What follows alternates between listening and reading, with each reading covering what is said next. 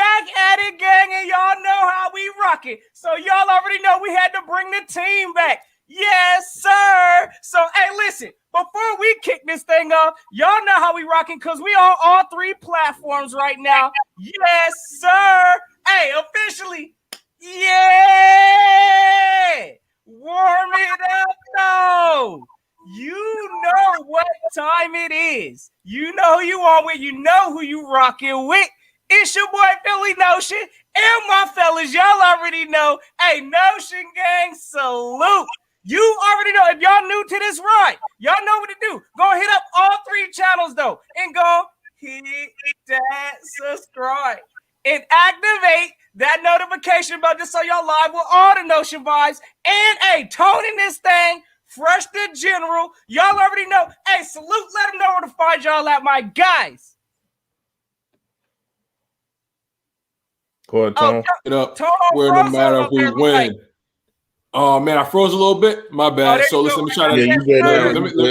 Let me try that again. All right, let's run it back. So it's your boy Tone DeShields II, per usual. You already know I'm coming from Chalk It Up. Where no matter if we win or if we lose, we just got to charge it to the game. As you already know, if y'all new to the content from everybody, make sure y'all like, comment, and subscribe for more. If y'all been loyal to the soil, loyal to the channels from the very beginning, y'all already know where our hearts is, and y'all know how we get down. Listen, man, go check out the merch shop. Go check out any and everything attached to our names because y'all know we doing it big.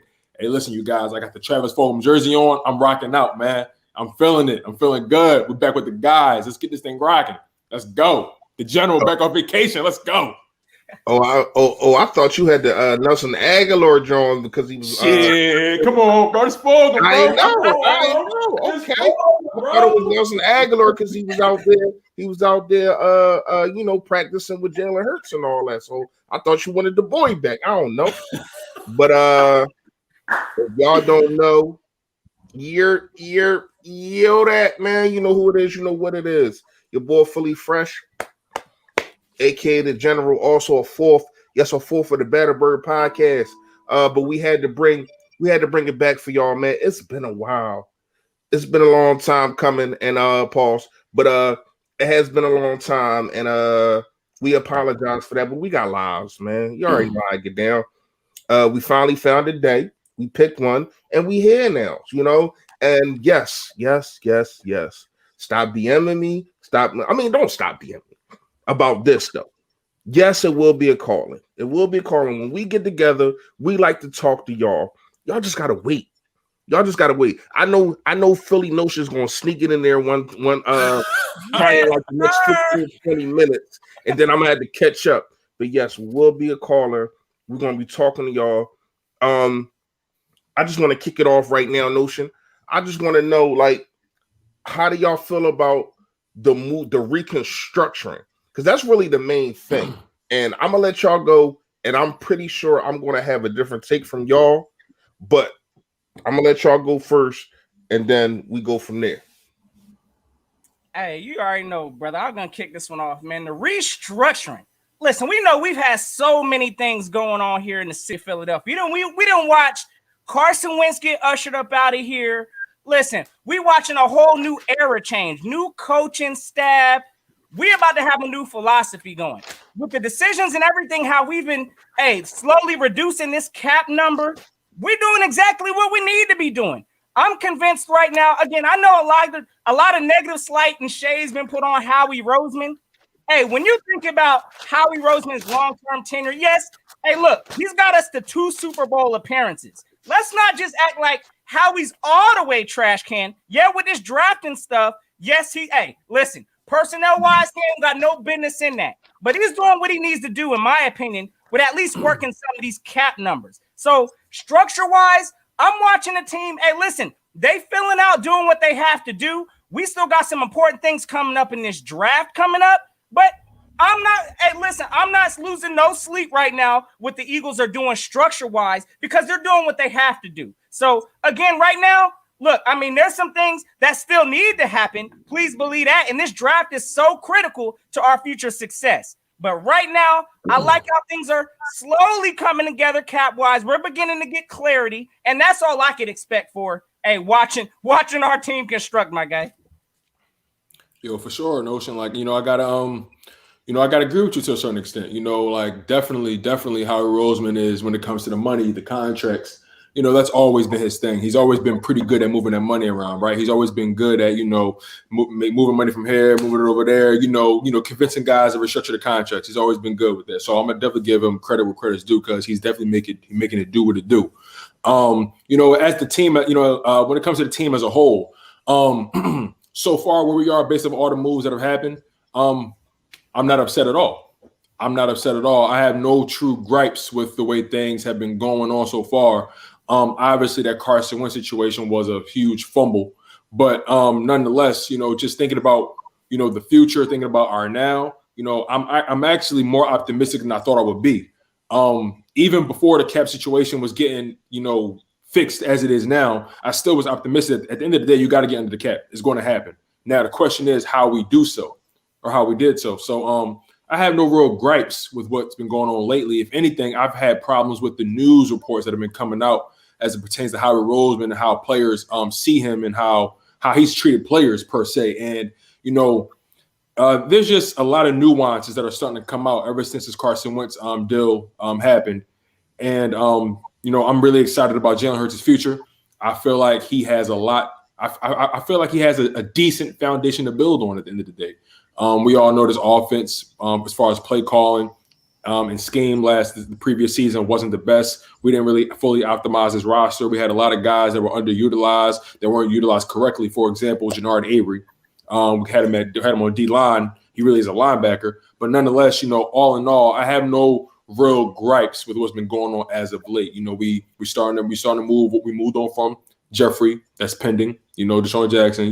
Things like that. So things are starting to move. Things are trending in the right direction. That's the main thing. Now the only thing is we just can't fumble this draft. But Fresh, I'm gonna let you go in from there. I love y'all guys, man. I really do. Y'all said exactly what I thought that y'all was going to say, and there's no dispersions on y'all. I got a different take, and I think that me and probably Joey Shakes, I think Philly 500 said it once too. I don't like it. I don't like it because it's putting us in the same predicament that we're in now, bro. Just think about it. He's kicking the can down the road, right? 2 years. Who you talking about? Howie Roseman. Okay. He's kicking the can down the road. When I say that, I mean when people think that when you reconstructure, the person is getting less money. No, he's taking. No. You're taking the money. Gotcha. Give me a second, all right? Got you. My bad. It's been a while. The rhythm a little off. I got you. Go ahead. I'm not saying you do, but a lot of people think that reconstruction mean that the people are not getting a full share. They are, but he's pushing it back. And you know what's going to happen? In 2 years, who's going to get paid? Miles Sanders, right? Who else is going to get paid? Jalen Hurts. See, we got to remember, Jalen Hurts, if he performs well, he is not a first-round pick. He doesn't have that fifth-year option like most quarterbacks do in the first round. So in 2 years, he's going to be coming up on his third year. Nobody really gets paid unless you're Dak Prescott on a final year. So they're going to have to pay him. They're going to have to pay Miles Sanders. Dallas Goedert going to want to get paid. And then you got all this money being pushed back by a Hargrave, by a Darius Slay. The list goes on and on. I think Brandon Graham will be gone. So I really ain't going to count him. But the list just goes on, and we're going to find ourselves in cap hell once again. The problem is he can't draft. We're going to get you, Joe. We got you, Joe. The problem is that he cannot draft, and that would lead us to have to push everybody contract back to try to sign other people, or just to have money. Because we ain't got nothing right now. People talking about these free agents. Dude, where are you getting this money from? The Monopoly board? Because it ain't happening right here in Philadelphia right now. We're not getting any free agents. We're still 21 million over the cap.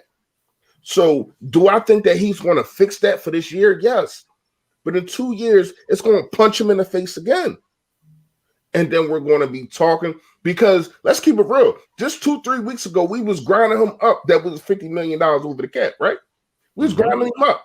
Now that he took this money and he making people push it back, we're like, oh man, good job.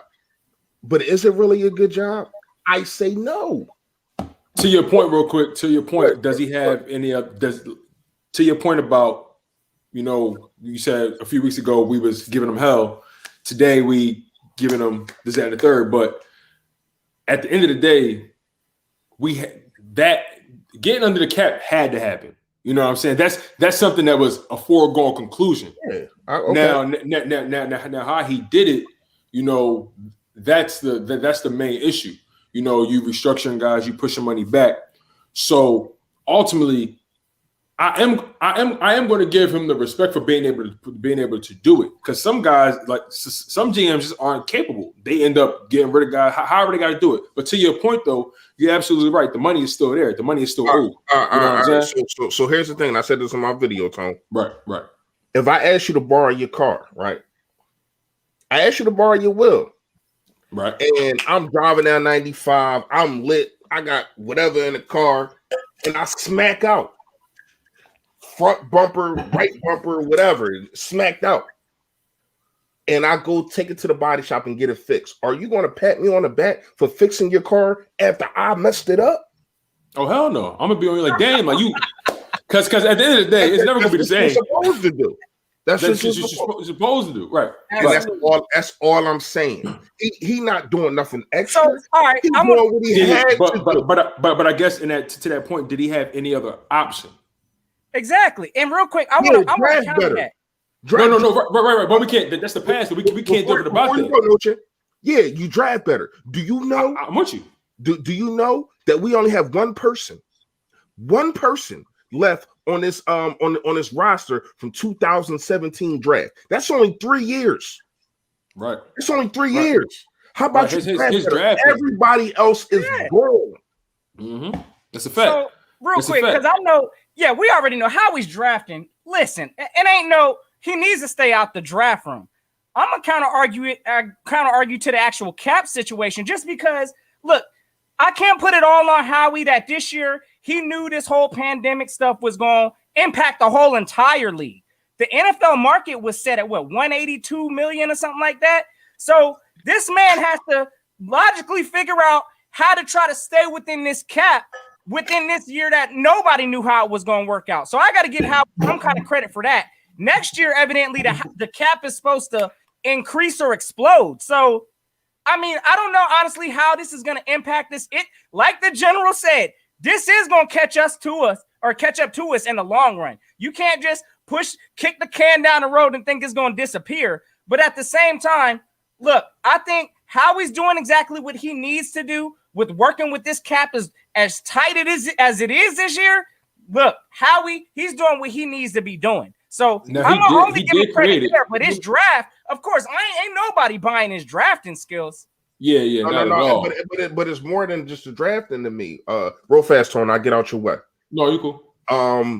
When you look at it, we should be thanking the players more than Howie Roseman, because they got to agree to it. Exactly. If they say Nitnall, it's a wrap like Christmas night. Like they got you gotta stop. We gotta stop acting like Howie is doing something. And you want to know what's crazy? Now I'm starting to see, and I was gonna make a video about this, and I still might, but now I'm starting to see the locker room guys. Remember why you didn't take DK Metcalf? Not a locker room guy, because DK Metcalf would have probably told you to kick rocks with open-toe sandals if you would have asked him to reconstruction. Get the heck out of here. You know what I mean? And now we're starting to hear more things come out about Howie Roseman. I don't know if y'all read the article about the things that he was saying, and Lane Johnson and all these kind of things. Like, man, I never met the man. I'm starting to not even like the dude as a person, and I never even. I've been gay that up. I've been don't like. Yeah, I've been. Bro, I've been never liked him. Bro, I don't like his face. I don't like his face, bro. Like it's like he just seemed like he up to something constantly. Like, and ever since he got put in the broom closet, right?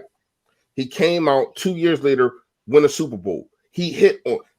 I would never ever take away from what he did, but what he did, how he did it, wasn't traditional. When I say traditional, first of all, our core players, and I think we talked about this before. I'm pretty sure we have. The core team that was on that roster, he did not draft. The Lane Johnsons, the Brandon Grahams, the list went on and on and on. They was Chip Kelly guys. And he plugged and played a bunch of dudes that worked. The LeGarrette Blunts, the Alshon Jeffries, the Torrey Smiths. None of these dudes that he drafted really played a part, except for, you want to say Derek Barnett and Carson Wentz. They was the only two guys. He struck oil. That's all it was. He struck oil, and that was it. And now he's feeling himself no masseuse. You know what I mean? So he can go to Delory like, listen, man, I could save you some money because we do know next year the salary cap going up. So we do got to pay these players. But if I push it back next 2 years, the salary cap will be up. So we be good. But we don't know how much the salary cap is going to go up.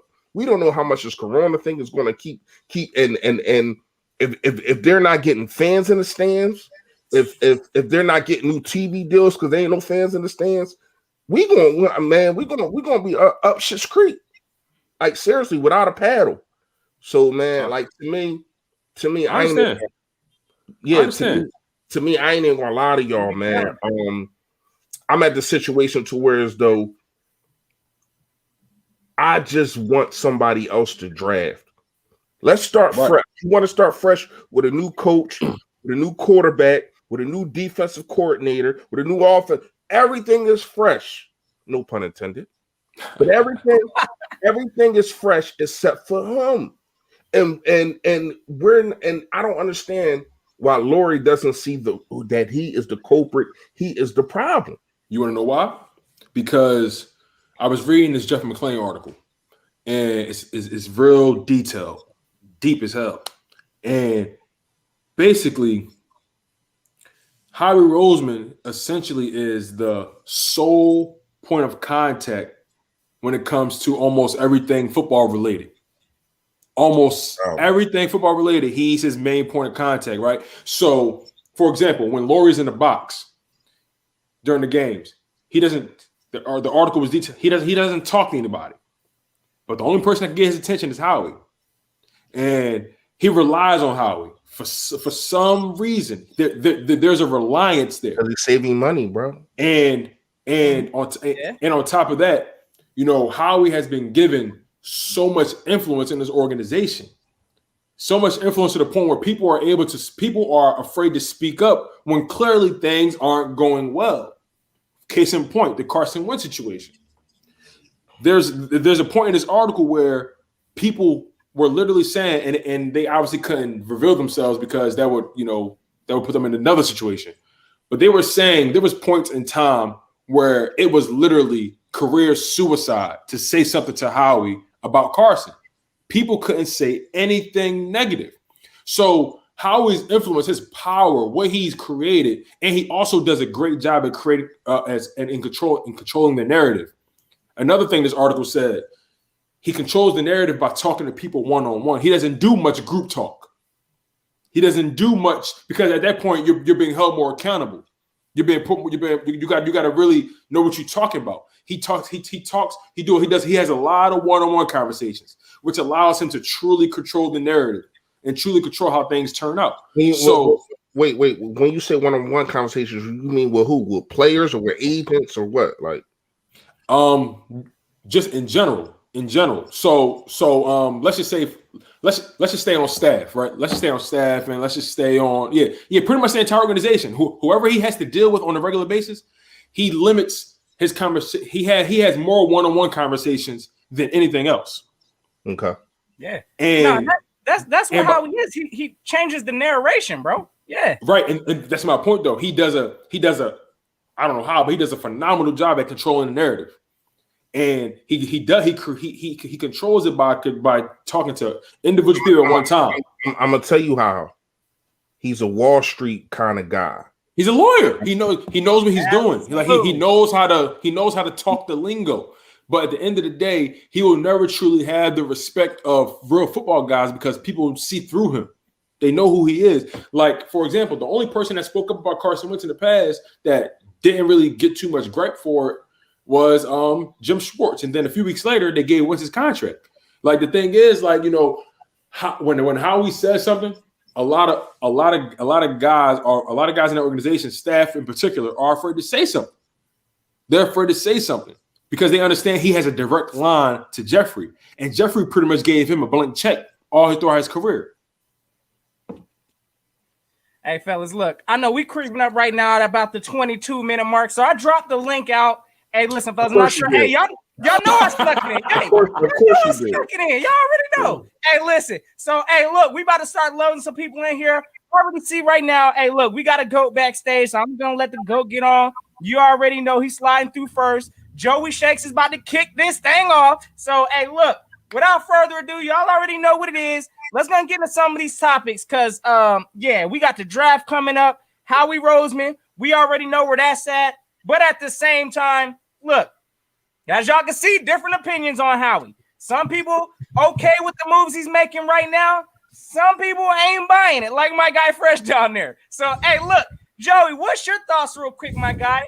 Hey, a big salute to the GOAT. Because y'all already know, hey, if y'all ain't subbed up to that, man, I don't know where y'all at. So y'all go make sure y'all check Joey Shakes out because he out there doing it. But, hey, let me know. What's your thoughts on what Fresh brought up? So I'm looking at look, I'm not really expecting anything in free agency as of right now, what's going on. But it is – I mean, I'm seeing all these players. I mean, I think some of the guys, that, especially with Jalen Mills, like I was really surprised he actually signed with another team for, that much money just because, at the other end of the stick, I kind of think, Jalen Mills would have been back here already. But that's not the case. This team is really changing. It is changing, and I'm definitely seeing a movement here that we haven't seen in a while. But, seeing, I just, we're not seeing too many guys money-wise, that's going to get signed here to a big check. But because of the cap and what's going on, I can see why. I mean, we're going to be, if there's multiple teams that are interested in a player and we're in that group of players, with all the teams, we're going to get outbid easily just because, I mean, I don't know how much we have with this Brandon Graham restructure extension, whatever it is. I know we had $17 million with everything, and then we're still trying to trade Zach Ertz, which I already went on NFL Network to see what was going on with that, and seeing that teams aren't even wanting to take a third or a fourth, but because you waited so long and you lost all the leverage, now it's like, a 6th-round pick? Is that what I'm looking at right now? To your point, Joey, they waited so long to the point where the tight end market got saturated. You got guys like Kyle Rudolph, that's a free agent. You got guys like what's the kid from the Chargers? What's his name? He was on the Chargers, young guy.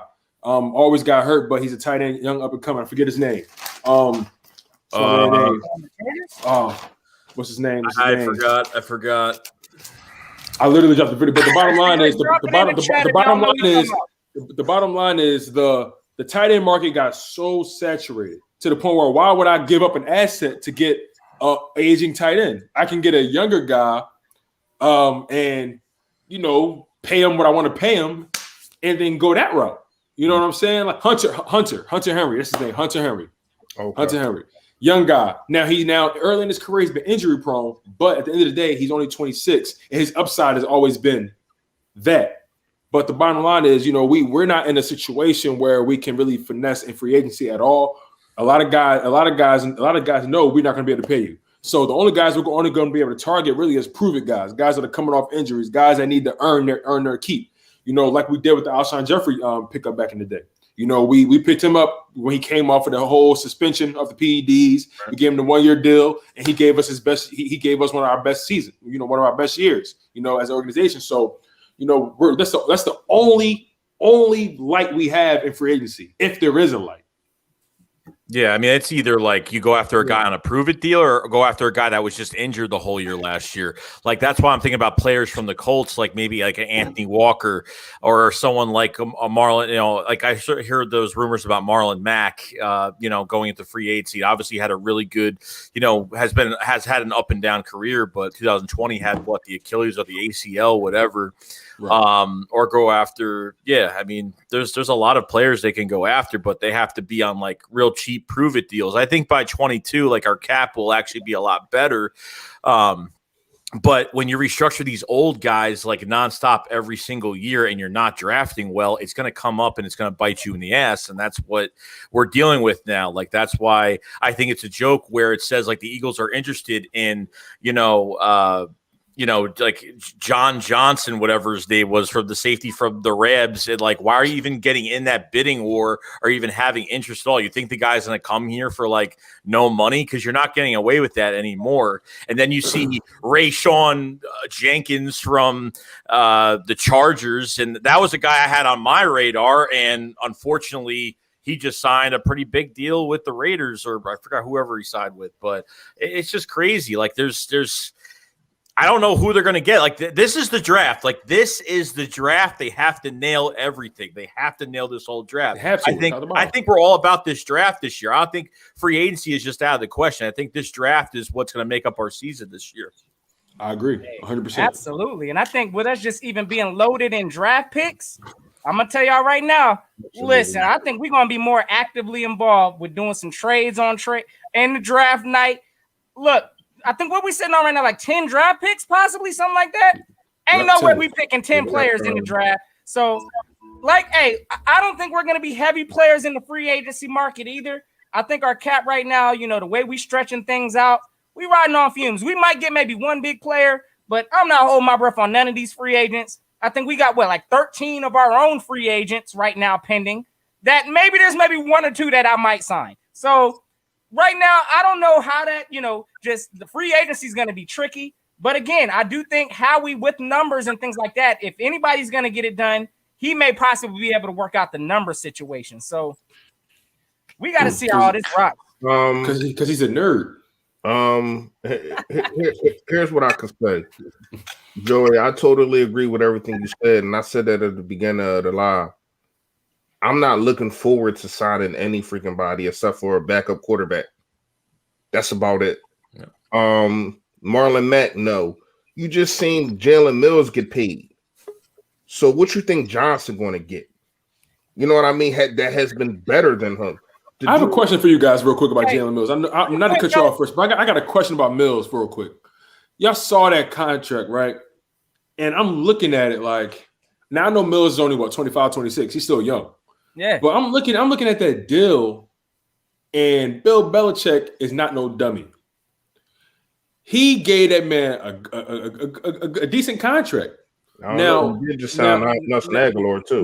Right. But that begs the question: when we had those guys, and we always talk about this, but that begs the question: what does he see in them that we didn't see? Or didn't utilize. Ronald Darby got $20 million guaranteed, bro. He just got $20 million. Ronald Darby with the for the Broncos. Yep, the Broncos. Yeah, $30 million, 20 guaranteed. Yep. Signed Ronald Darby. Oh my gosh, it's crazy to me. It makes me look like, okay, we had these guys. Now, everybody get your coin. I'm all for that. I'm happy for those guys. Get your coin. But it just makes me think, okay, we had these guys on our roster. They clearly didn't play up to par. But was it really all their fault? The system. The coaching and the system. I've been telling y'all this for the longest. Mm-hmm. Even Darius Slay had his worst year in the NFL. You think that's coincidence? No. Right, but that's what I'm saying, though. Like, our system, the system from the previous few seasons, our coaching from play calling on both sides of the ball. That, like, just seeing those guys perform where they performed this past season and getting paid, that just tells me we didn't know. Oakland. Say it again. Did you see Nelson Aguilar in Oakland last year? Bro, he was looking like Super Bowl Aguilar. He was looking like that. That's what I'm saying. It's the system. It's people not being used correctly. Exactly. I went on rants for this weeks after weeks. Why in the hell is Boston Scott fielding kickoffs? Why in the hell is Greg Ward fielding punts? And you got a dude like Quez Watkins who got birched. Like, we was not using our guys to their best ability, and it was messed up. Even the DT, he came in here and just declined. Hargrave came in here. Man. Bad. Just declined.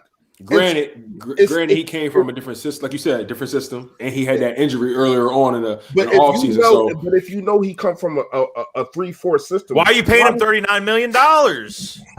Hey. Like, to me, that don't make any sense.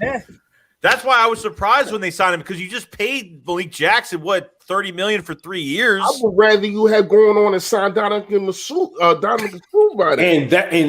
And I think that's where my biggest problem with Howie has been as of late. You know, obviously drafting is our problem, but after drafting, who he's decided to give these contracts to, and how he thinks he can just, like you said, like you always say, Fresh, put a square peg in a round hole. Right. Like, why do you keep trying to beat the system? Like, why do you keep trying to? He thinks he's smarter than everybody else. He thinks he can come to the table and everybody can just look and say, "Damn, that's Howie Roseman right there. Let me bow to his feet." People don't even see. People grinded Howie up for not getting a Hopkins and not getting this guy and that guy. People don't want to do business with that dude, man. Yeah. From the things that I've been hearing, he's not liked in the league. You have to be liked in the league. Yeah. It's the reason why the Cardinals wanted everything that they wanted from us, but then go ahead and give not the Cardinals, the Texans. The Texans wanted everything that they wanted from us, but then go ahead and give relationships away for a pack of cigarettes and a piece of bubble gum.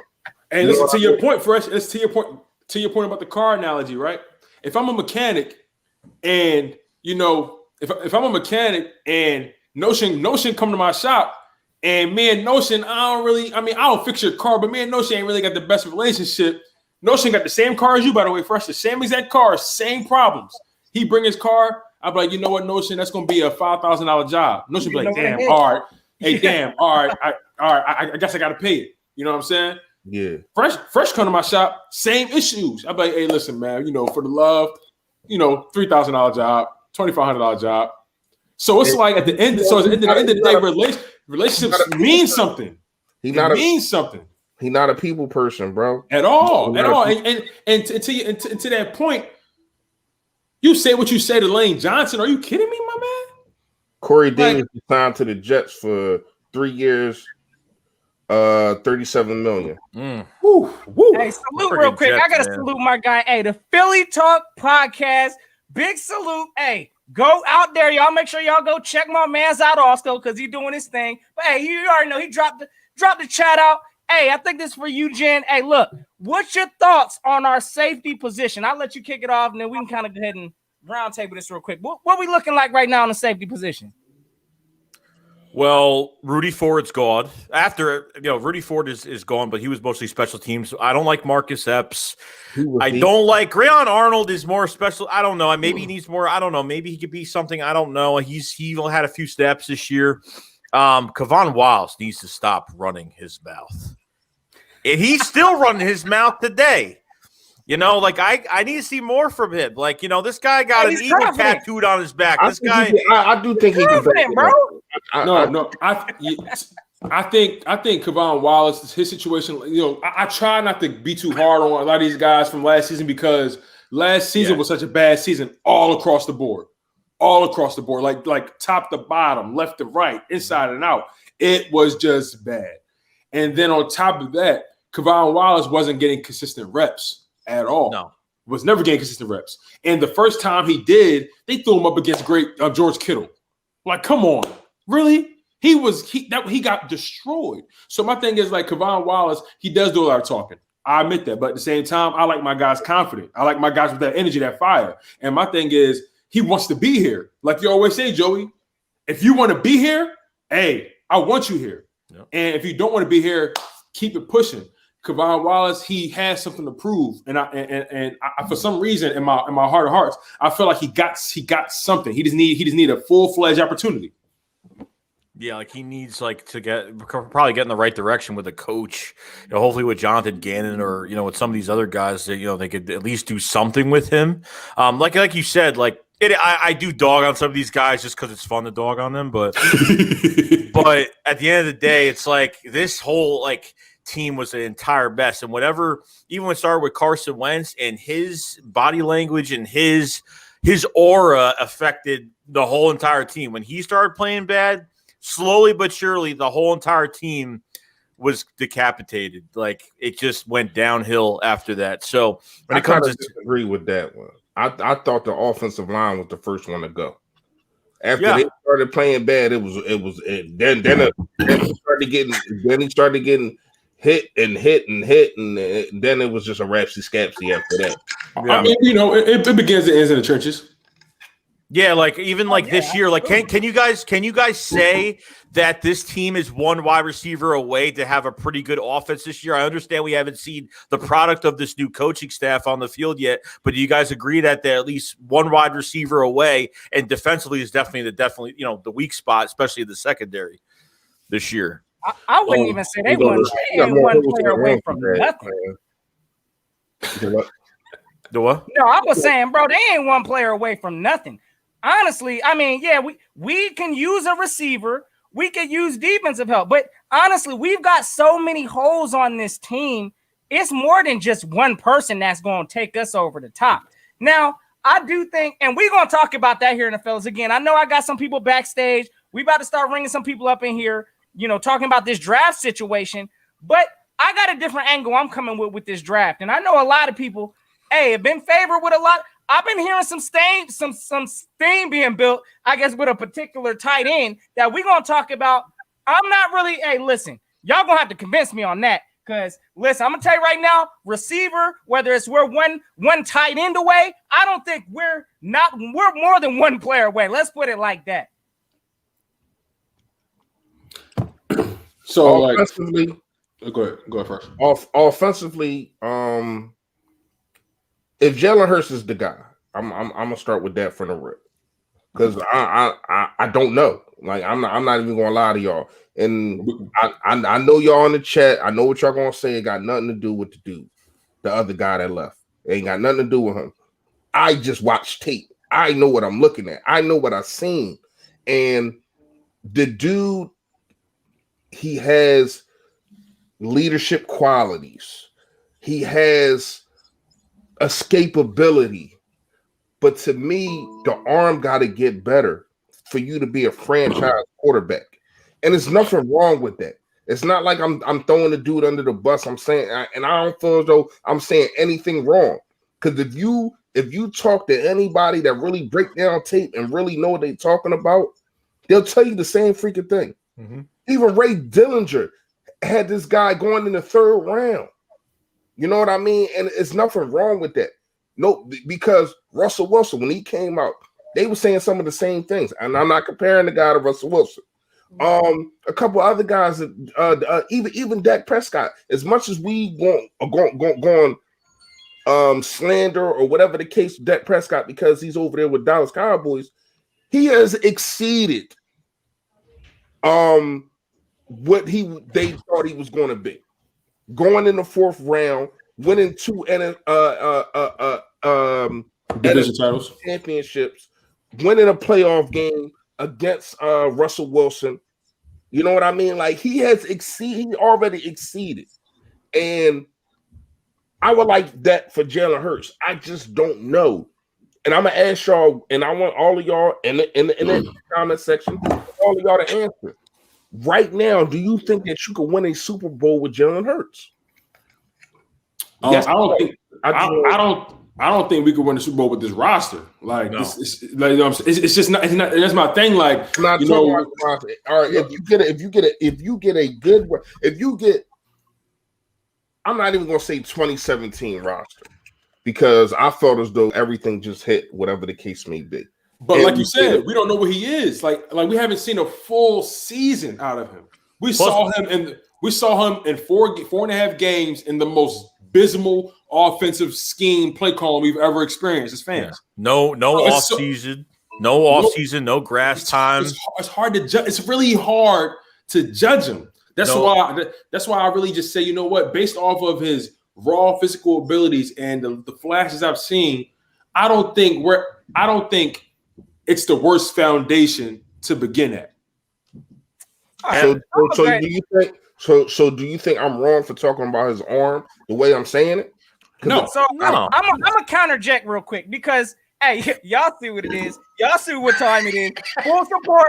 Yes, sir. Look, listen. Right now, how I'm looking at this whole thing, I don't honestly think Jalen Hurts is given enough credit for the case and the situation that he was put in. We all know the whole scheme that this Eagles offense was running last year was trash. Okay, Jalen was a part of that nonsense. When you go look at his college tape, I don't know why everybody continues to say his arm is this and his arm is that. Bro, when you look at his completion percentage, it ain't that bad. I want to say it was like 60 something, like close to 70% throughout his time from Alabama to Oklahoma. Bro, his completion percentage was not all the way trash. It was like I didn't say it was all the way trash, but it wasn't close to 70%. That's what I'm saying. He ain't throwing no high. I ain't gonna say he's the most accurate quarterback, but he ain't all the way buns. Again, if you put this man in the right system, I do believe he could be great. Listen, and that's another thing. I can't wait till we talk about these draft picks because that's another reason why I'm going with the position that I'm going with. Because listen, give Jalen Hurts a wide receiver. Who did he have? Was it CeeDee Lamb? He did all right, in my opinion. When he had Henry Ruggs and I believe Tua was playing the position at that point. But again, Jalen Hurts can thrive if you put some talent around. He had all them dudes. He even had Jerry Jeudy out the draft now. Yeah, then he had Waddle. He had Waddle.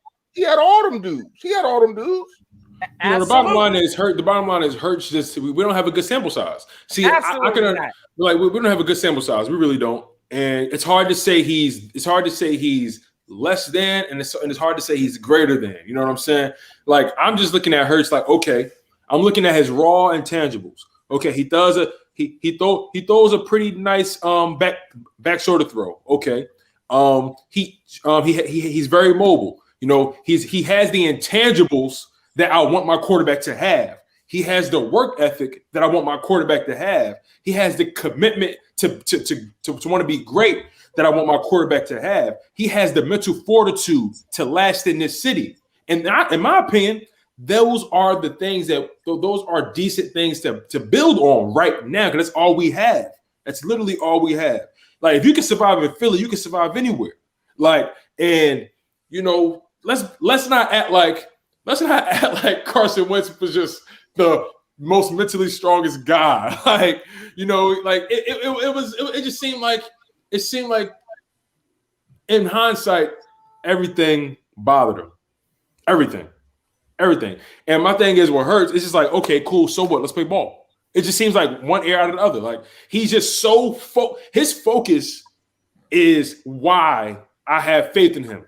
Now, if he plays the whole season this coming season and then wets the bed, hey, then new evidence, new theory. You know what I'm saying? But at this point in time, based on what we've seen in those 4.5 games, based off of how he's been moving in the offseason, based off the videos we've seen in terms of him committing to working out, working on the fundamentals, getting better, and that, when it comes to that arm talent that everyone's talking about, the commitment to want to get better. He hears us. He hears everybody talking about the negative things that he doesn't have, but he can move when things break down. He got something to fall back on. I think we need to really reserve our judgment until we really get to see this guy at least, midway through the season. I agree with everything you said, but you still didn't answer my question. And all that soliloquy that you just went on, you did not answer my question. So your question was, can we win a Super Bowl with Jalen Hurts right now? No, not at all. I didn't say. I'm saying. Do you feel as though in the future or whenever? I don't care. Years from now.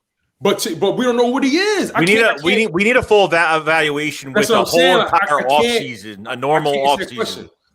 Like your question is kind of it's impossible to answer. It's like 4 games. Like, well, how are you supposed to? You know what I mean? How are you supposed to? Yeah. I mean, not even just that, but I mean, when he faced the Saints, it looked so great, but really, it was Miles Sanders and Jalen Hurts running the ball the whole entire time, and then. Once teams had that blueprint of Jalen Hurts and this Doug Peterson offense, they figured us out. And that's another reason why this coaching staff was a joke last year, because we were figured out week in, week out, every single game. Do I think if we started Hurts like week 4 or 5 of the season, do I think we would have more wins in the win column? Definitely, 100%. 100%. We would have had something. I know Carson was close with some of these other games, like the Green Bay with the Baltimore Ravens. These other close games we had that obviously still played bad, but I think with Jalen Hurts taking that leadership role, putting his foot forward and really working on his craft with these guys, with these receivers. Jalen Reagor and Travis Fulgham had that little, thing on Twitter that said, I ain't worried about this offense. And, and Reagor's like at all, you know what I mean? So there's, they're going to fix this. And I know Nick Sirianni, he's a micromanaging, intellectually tough coach that he'll have over 150 plays for a 3rd and 12. He knows how to use talent. And with the passing game coordinator for the Colts, Shane Steichen as the offensive coordinator, I'm ready to see this brand. I'm ready to see like this whole thing unfold, like, and just using these guys to their strengths and putting these guys in the right positions to win football games and not having this fun. That's why I'm glad Carson's just gone. I'm glad that, they've the moves that they've made so far, guys, I think we've all agreed that some of these moves are actually what we've wanted with Deshaun Jackson leaving. Alshon Jeffrey and Malik Jackson are going to be gone, start of the new league year. There's a lot of different things going on right now, but I think it's heading in the right direction. But obviously, we got to see the product on the field. We need a normal offseason, no corona, no, virtual workouts, which they probably will have, but not as bad as it was last year. And have some preseason games. Like you're going to base off of who's starting from two scrimmages at Lincoln Financial Field. I mean, it's just, I don't know. Just give it a chance. And you got to start Jalen Hurts this year. You have to. You have to. That's why when I heard the news that they want to build around Jalen Hurts, I was so happy. Like they said the magic words, build around Jalen Hurts. And then Notion, you mentioned, the questions about the draft. And I think that's where we're going to go in that direction. So right. real quick, I'm gonna respond to be more real quick for like 15, 20 seconds. Definitively, I don't know anything. I'm a late. We all home, just like us. We all home. All we have to rely on is what we read, our own due diligence and research. But when Jason Peters has been his left tackle for the past 4 or 5 years, he came out and said, "Yeah, man, Philly a hard city to play for. Not everybody got it." Like, what is that? That alone tells me a lot. What did it tell you? It told me that, like I said, everybody not built for the city, bro, and he clearly wasn't built for it. Clearly, how you figure that? Like I said, I definitively can't say anything. See. This I definitively. And then BG didn't disparage him, but BG was like, "Hey, listen, man, this Philly the city get the people. The city, you got to have a different mindset to play in the city." I don't think it was the city. I think it was the organization. It's everything. It's a combination. Don't get it twisted. It's a combination of all those things. It's a combination of all those things. If it was fans and he was folded under the pressure of the fans, it wasn't no fans this year, bro. He's not on social media like that, really, ever. So I don't understand how you can say anything about Philly. It was the organization. It was the fact that Howie Roseman. Hold on. You believe he don't listen to nothing? You believe he don't pay attention to nothing? Nothing. I said barely. I said he's barely on social media. How do you figure that? Because they ask him questions about things and he don't even freaking know. Like when he's being interviewed, they're asking, "Did you know such and such knocked out?" So he's like, I ain't know nothing about that. He going to say that though. My point is, none of us. Hold on. I ain't finished. Go ahead. My bad. Go ahead. Go ahead. My thing is, it was he was frustrated with the organization. I don't think I agree. Philadelphia. I don't think it got nothing to do with the fans. He was frustrated for the fact that after I dragged a bunch of Walmart workers But hold on. I understand. But I'm talking right now. I don't want to climb over that joint right now. Oh, yeah, I got you. Let me give you the front cam, bro. Right back to it. Thank you. I appreciate it. Listen, I feel as though this is how I feel. I feel as though that he said, and we heard Jason Avant say that it started back in 2018. This is what Avant said. He said the struggle between the organization and Carson Wentz started when they wanted to they actually did kind of bench him and put him down because of a back injury, but he was playing with a back injury all that time, and took a team where defense was playing ass that gave up 21 points against the Titans. They gave up 17 points in the fourth quarter against Carolina. And he duked it out against Dallas, and we lost because Rasul Douglas couldn't find a football. I think it started there. Then after that, you draft a quarterback after he take a bunch of Walmart workers, a bunch of dudes we never heard of to the playoffs. You draft a quarterback in the second round when we had more holes in the laundry basket. I say this all the time. And instead of building around the quarterback like we're doing now all of a sudden, right, you draft a quarterback at 53, right? And then after that, you come out your mouth and say, I don't want to miss out on the next Russell Wilson. Carson Wentz looking at you like, dude, what the hell am I? Now, I want to make it definitively clear. Everything you said, I agree with you. All those things are straight facts. Right. All those things are facts, in my opinion. Hold on. First of all, I see y'all in the chat. It's not the fact that about Carson Wentz. Carson Wentz is gone. I don't give a damn about Carson Wentz not being here. I'm just trying to show y'all what this organization is doing. And if they do the same thing to Hurts, I will be saying the same freaking thing. It's not about Carson. It's about this organization that don't know how to freaking do anything. Right? This is the problem that I got. Y'all keep thinking about it's Carson Wentz. No, it's about this organization. It's about this that I love. But they are messing this up. Even Jeffrey Lurie. Even Jeffrey Lurie comes out in an interview and you say you was mad at the Packers game that we won because we didn't throw the football enough. Are you freaking kidding? Yeah, that was weird to me. I read that. That was so weird. And this is what I'm saying, bro. All y'all want to make it seem like it's about Carson Wentz. It's about this freaking organization if they don't change, we're not doing nothing no more. We're gonna wait another 53 years for a freaking Super Bowl. That's what I'm That's why I'm snapping. Because and now y'all, and it's sad that Carson was a byproduct of all that, because at the end he was part of that. Like, and again, like, can't nobody deny or can't nobody argue definitely, they can't explain to me that this organization didn't fail Carson. You know what I'm saying? This organization has been a failure since I think you're right, Jen. Hey, look, you know that once that I would say the whole just the dynamic of between the owner right now, Howie Roseman, the coaching staff, nobody was on the same page. So that led to this entire dysfunction. We ain't drafting talent. No, you know why? Yeah. Because Howie's having these individual conversations. He's controlling the narrative, so he's always safe. But when you have group talk, when you have conversations with the group, you're able to really get a full consensus of what we need to do as an organization. And Howie has not been that guy. This organization, I agree with you, Joe Marijuana. This organization, I will say this definitively, they failed that man.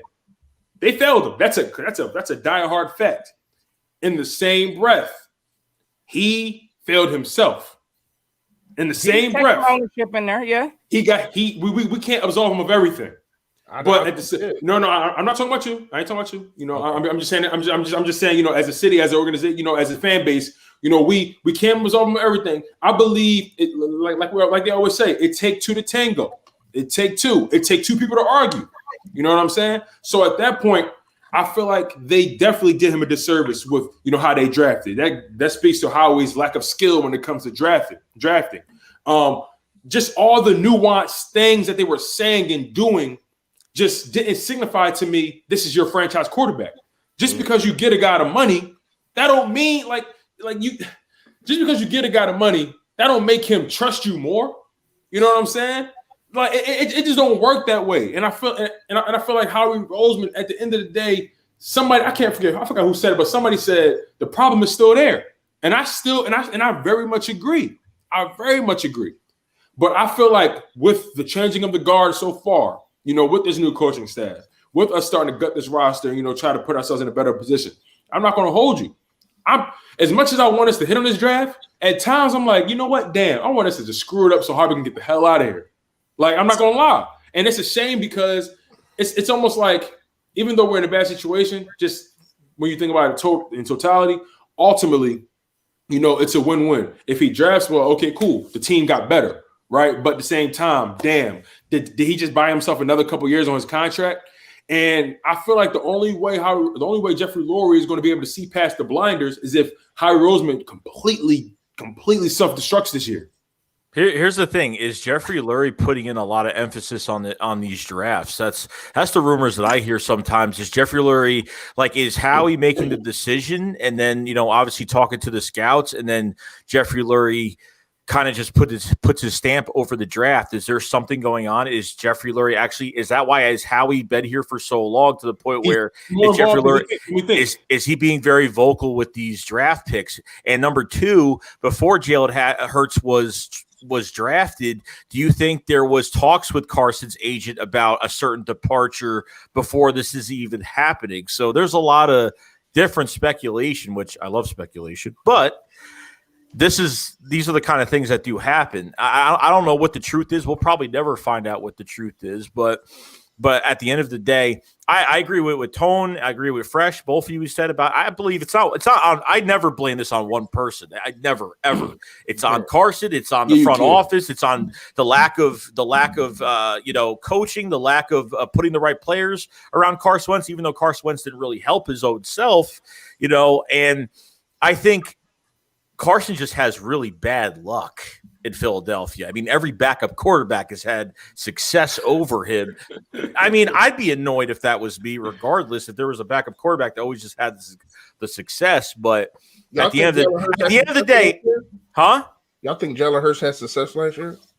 No, I thought he had his ups and downs. I'm just asking. I'm just asking because I asked everybody this. You brought the team a spark that they didn't have. Can I ask you a question about that? I'm glad you said that, Tone. Let me ask you a question, Tone. What would I say? I mean, not Tone, Notion. My bad. Yeah, what's up, bro?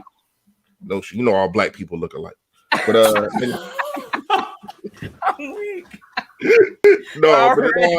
But in all seriousness, and real fast to the chat, my apologies, man. I get emotional. I go on my rants. That's what I do. Bro, you good, bro. This is what we live for. I'm talking to the chat. Y'all already know. I know y'all know how I am. I'm like this with something that I love. But man, Notion, what did you just say? That hold on. What did you say? He said the spark. He said the spark thing. He brought a spark to the team. All right. So let me ask you this, right? Let me ask you this. You got a job and you getting paid, whatever you getting paid, right? And your employees, you're the manager, your employees ain't working how they supposed to be working. But then a new manager comes and now they busting they behind doing what they supposed to do. Is that on you or is that on the employees? Because to me, if you're getting paid, you're supposed to give 110% no matter what. I know that's impossible, but you know what I'm getting. Yeah. And to me, that spark stuff is corny to me because if my defense isn't playing how they're supposed to be playing, but then when another quarterback comes in, they up their level. Like that's not on me. Hey, now, hold on, wait, Fresh. To that point, let me counter that real quick, though. Hold on. I got you, bro. Because that's a good point. But it couldn't be denied. We all saw the spark that Jalen came in there and brought the team. The team started playing different. The players started responding to Jalen different. There's nothing that you could have said. Carson had issues. Let's not act like there wasn't reports of, people talking about his character in the locker room, anonymous reports. We ain't know where that was coming from. But then you got anonymous reports, right? But then everybody that spoke up and put their name and stamp on it, every single body, all these anonymous, I don't want to hear none of that anonymous stuff. These guys, I didn't want to hear it either. Lane Johnson, Kelsey, Peters, Fletcher Cox, all these dudes have been putting a stamp on their name and saying none of that stuff is true about Carson Wentz.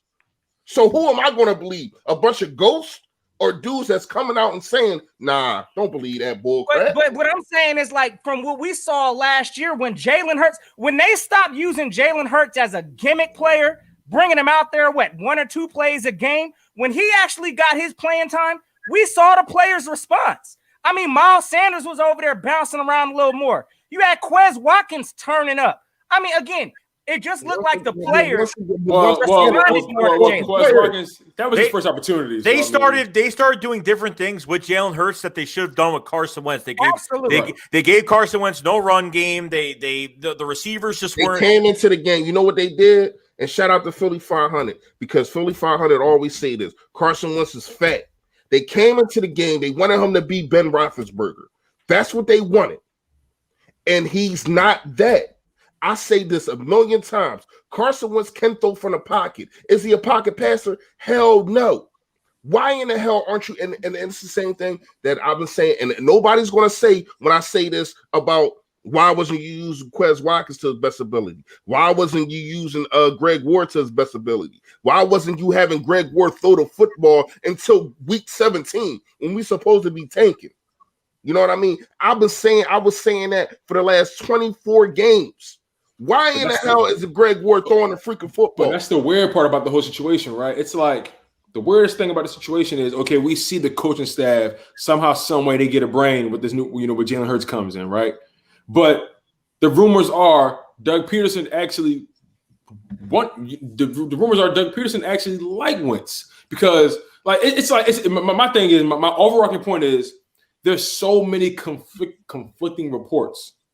So many things conflicting about relationships and how this person saw this person, and so on and so forth. There's so many conflicting reports, so many. Hey, Moochie and Foothills, I'm gonna bring y'all on in a second, fellas. But the only thing we can do at this point forward as a fan base, all we can do is look at this now, and then what's to come, and that's the draft. So.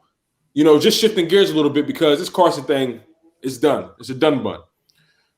Shifting gears a little bit, how do we feel about this number 6 overall pick? What do you guys think we're going to do with it? What do you guys think we should do with it? Notion. Let's go with you. Man, you already know. So real quick, before I'm gonna go on my little spiel, because I know exactly where we need to be going at number 6. So I'm gonna plead my case here in a second, but let me go and bring a couple fellas on. And then real quick, I'm going to shout out a couple of these super chats. I know I've been behind on it, but as y'all can see, we over here getting into this discussion. So y'all already know I'm going to catch up with it. But let me bring my guys on. I'm bringing 2 on with us. We can talk about this, and I'm going to filter everybody through here as we talking about this draft talk. So, hey, without further ado, my 2 guys, I got Moochie Robinson. Yes, sir. Coming in this thing. Big salute to you, bro. And then also I got my guys, Philly Foothills. Hey, the Nest Out West. Y'all know what it is. Both content creators. Real quick, y'all let them know where to find y'all at before I go and get on my little spill real quick.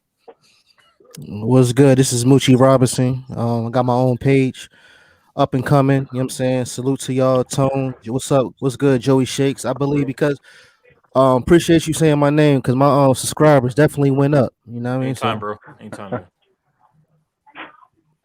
Man, all right. Yes. So, hey, my guy, the Nest Out West. Yes, guys, just glad to be a part of this. Thank you for bringing me on. I got my own spot out here out in Cali. I bleed green just as much as all you guys do. Yes, and just on here to talk some good Eagles football. Let's get it cracking. Yes, sir. Yes, sir. All right, so the question came up.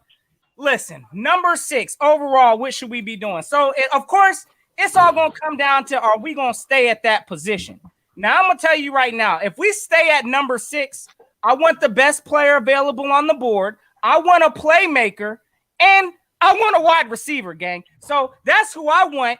Honestly, I'm going to put a name out there. Y'all know it's Jamar Chase. And plead my case on it, when was the last time the Eagles placed any kind of value on getting that stud of a receiver that's right there? I'm going to tell y'all right now, J.J. Arcega-Whiteside, sorry, he wasn't it. Who else did we draft beyond that? The Mac Hollins. Like, all the wide receivers that we've invested in have been straight trash, if you ask me. So when you have a stud sitting there at number 6, with that value, you go ahead and get that stud. You don't go around talking about I'm going to experiment with somebody like Waddle or, hey, Devontae Smith is probably going to be a beast also. But possession-wise, we need an X receiver. We have desperately been lacking that in that area. And I think with Jamar Chase being there, yes, sir, he's getting my stamp of approval. So, hey, some other things real quick. Just when you look at, like I mentioned earlier, when you look at Jalen Hurts' success,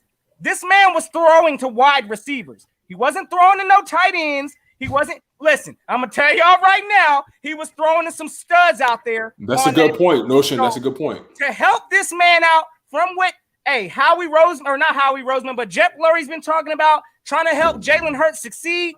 That's my logical approach. Help this man succeed. Get him a stud wide receiver. Jamar Chase. Let's get it. I mean, I hope that's true, because at the end of the day, I'm still looking at Kyle Pitts. I mean, just bring him in, even if he's a tight end, turn him into a wide receiver. Why not? Yeah, he's a hybrid. I feel you. He's a hybrid. He can do a lot. I feel you on that, Moochie. Yes, like sir. It's like, I look at it like this, right? Whoever's there, you take Jamar Chase or Pitts. That's my thing. It's whoever's Absolutely. there. That's my biggest thing. It all depends on who's there. Now, if Jamar Chase is going and Pitts is there, you take him. If Pitts is going and Chase is there, you take him. I'm either or, because Pitts, you can do a lot with him. My thing is, Pitts seems like he makes a lot of sense because of the whole Nick Sirianni 2 tight end system that he's coming from. Right. He likes to get creative with the tight ends and all that kind of stuff. I see that, but at the same time, Jamar Chase, we have not had a definitive de facto X since God knows how long. Like Terrell Owens. I was afraid to say Terrell Owens because I know we drafted Macklin they moved him around, but nonetheless, we haven't had that bomb squad of a wide receiver if ever in a long time. Like it's killing me, bro. Like it's killing me. Deshaun Jackson. He reminds me of Jamar Chase, like when he first came out. When he was with McNabb, when he first came out, when he was a rookie, and when Donovan McNabb would throw him the ball. I mean, it was some balls that he would miss, but I mean, that's how I feel about Jamar Chase. That's why I'm just so. It's something about Kyle Pitts. It just feel like if we don't grab him, it feel like I don't know. You know what I'm saying? Like, I tell you this, guys. I do not want Waddle. Waddle would not be a good fit in this offense with the talent that we have already. I just don't think so. I don't think Jalen Waddle would be a good fit. We need, like you guys said, we need that big X receiver, that body type. Do you think it's never mind. Oh no, my bad, my bad, Joey. No, go. I don't care. Go ahead. Oh no, I was gonna say. Jalen Hurts and Waddle, they played together though, right? Yeah, but I don't care about that. They did. I'll be honest, I don't care. I don't either. I don't care about that at all. But Fresh, I want when you stepped out a little bit, we was talking about shifting gears from the whole Carson situation. We was talking about this upcoming draft. What do you think we need to do with this number 6 pick? Who do you think we should draft? Do you think we should trade back? Do you think we should go? What do you think we should do with that number 6 overall pick?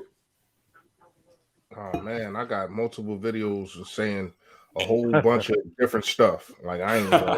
Well, right now, on your mind. You're on the clock, General. You're on the clock. First, I'm always on the clock, man. I live my life like that. You know what I mean? But yes, sir. But in all seriousness, at first I said move back and get Kyle Pitts. But the way they talking about this dude, he is not going to be there if you move back. I have no problem with either one of the two, and I'm pretty sure all y'all answers was either Pitts or Chase. I have no problem with either one. To me, you gotta remember, we dealing with Howie Roseman. Even Howie Roseman can't, and I was about to get at that. Hold up.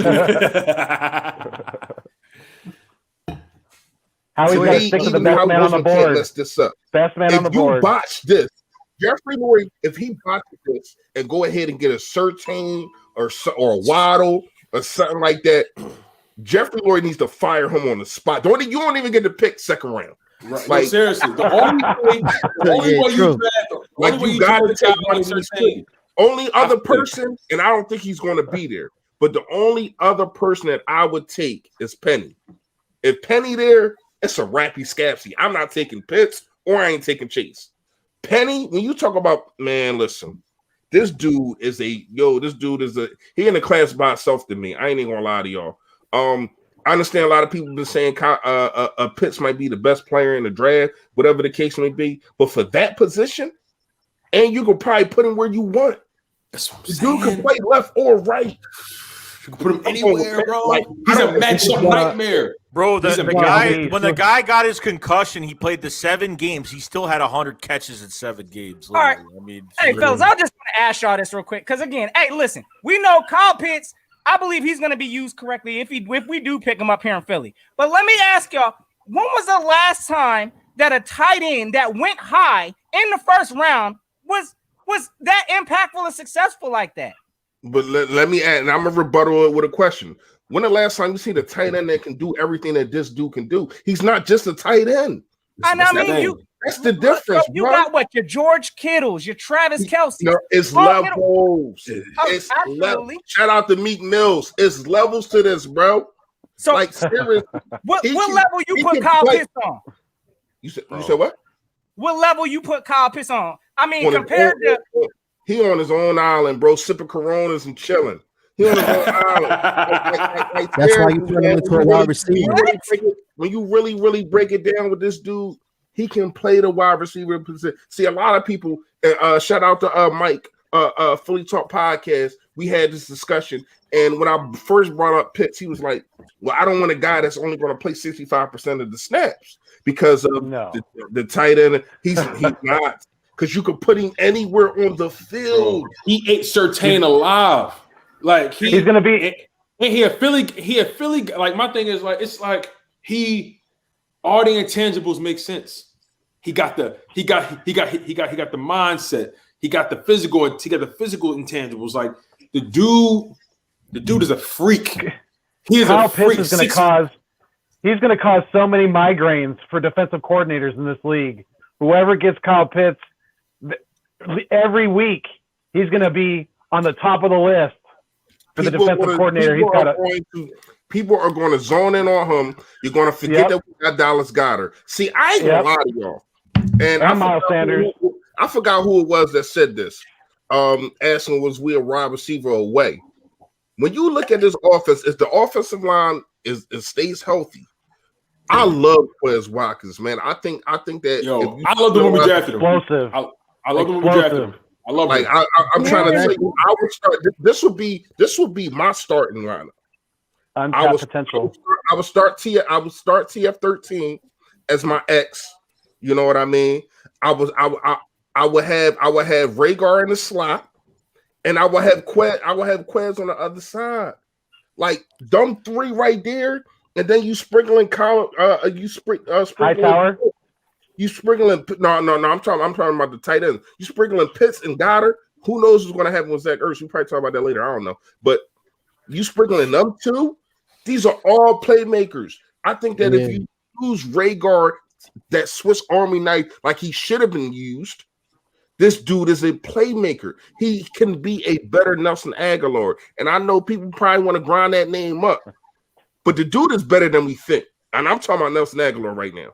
Nelson Aguilar is better than we think. It's just he actually was when you talk about footwork, speed, and moves, he was the best that we had since he was here. But it's just that he couldn't catch under pressure. That's the problem. Let me add on to that real quick. Y'all had talked about this earlier. The reason why I think they got Mills and Nelson Aguilar is because of their resume, what they did in the Super Bowl. I think that's the reason why they got that's why Belichick had grabbed both of them. Well, I don't know about Mills because Mills got lit. I mean, Tom Brady was lighting the set. That secondary got burnt that whole game. I'm still questioning why they give him $24 million though. Roasted. No, and that's why. I feel you. If you kind of break down tape on an Atlanta game, I give you that. Even the Atlanta game, the Bears game, the Vikings game. Well, this video that I put up, I'm chopping him up because I'm like, why did he get? I mean, I'm not hating on him, but he got $24 million. Like, why? You know what I'm saying? But I mean, teach his own. If he goes over there, it only take one team to believe in you for you to get paid.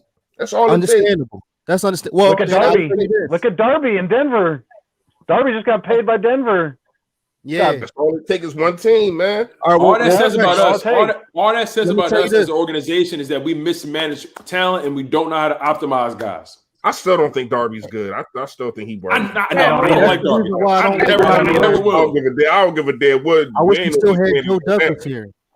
This is his best years on the Bills. His best years on the Bills. This is the reason why I wish we still had Joe Douglas, because Howie Roseman, at the end of the day, we all talking about the tight end and the wide receiver. He still might draft a quarterback. He still might draft Trey Lawrence, and we don't know. But I tried to ask Trey Lance. I don't know what happened. Trey Lance. But I wouldn't draft Trey Lance. The only other quarterback I would try to draft the dude from BYU. No, but I'm only saying that because I think they thinking about Trey Lance only because of he went to North Dakota and it reminds them of Carson Wentz. I mean, in my opinion, why trade him? No, to your point, Mooch. To your point, why trade him? Exactly. Why trade? Why trade? I feel you though. I feel you though. You know what I'm saying? I feel Howie Roseman. That makes Howie Roseman sense. But could you be mad if a Nick Sirianni step in and say, "Oh, the reason I took this job because Carson Wentz was going to be here. I was supposed to have this quarterback, and I want my own quarterback." I mean, I couldn't really be mad at that. You know what I mean? If he said Jalen Hurts is not my guy, I wouldn't be mad at that. Now most you better be right. But you can't. Now you better be right. That's the thing. You said what? Well, no, even the best coach can't know that Jalen Hurts isn't the man yet. We haven't seen enough of Jalen Hurts yet. We no coach out there can know whether Jalen Hurts is going to be the man or yet not in the NFL. Well, let me ask you. I tend to disagree, and I'm gonna tell you why I tend to disagree. Them first 4 games, and hate to have to bring this name up, but this is what I can go off of. Them first 4 games that we watched in 2016, I said, "Damn, that's a franchise quarterback." Against Pittsburgh, against Cleveland, when we watched them games, I said, "Damn, that's our future." And I don't know if I can say that from the first 4 games that I watched. Now, I'm not going to really judge him on, even though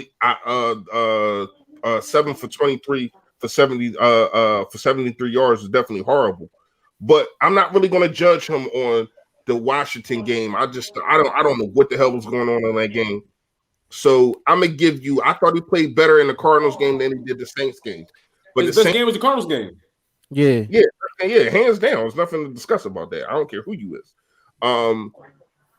But what I can say is I thought as though the Saints wasn't as prepared as they thought. They probably got big-headed. We coming in, we the number 1 ranked defense. We going against a backup quarterback. He's a rookie. We gonna eat young boy alive, pause. But they probably, came into the game and then they got he kept outlasting them with his legs.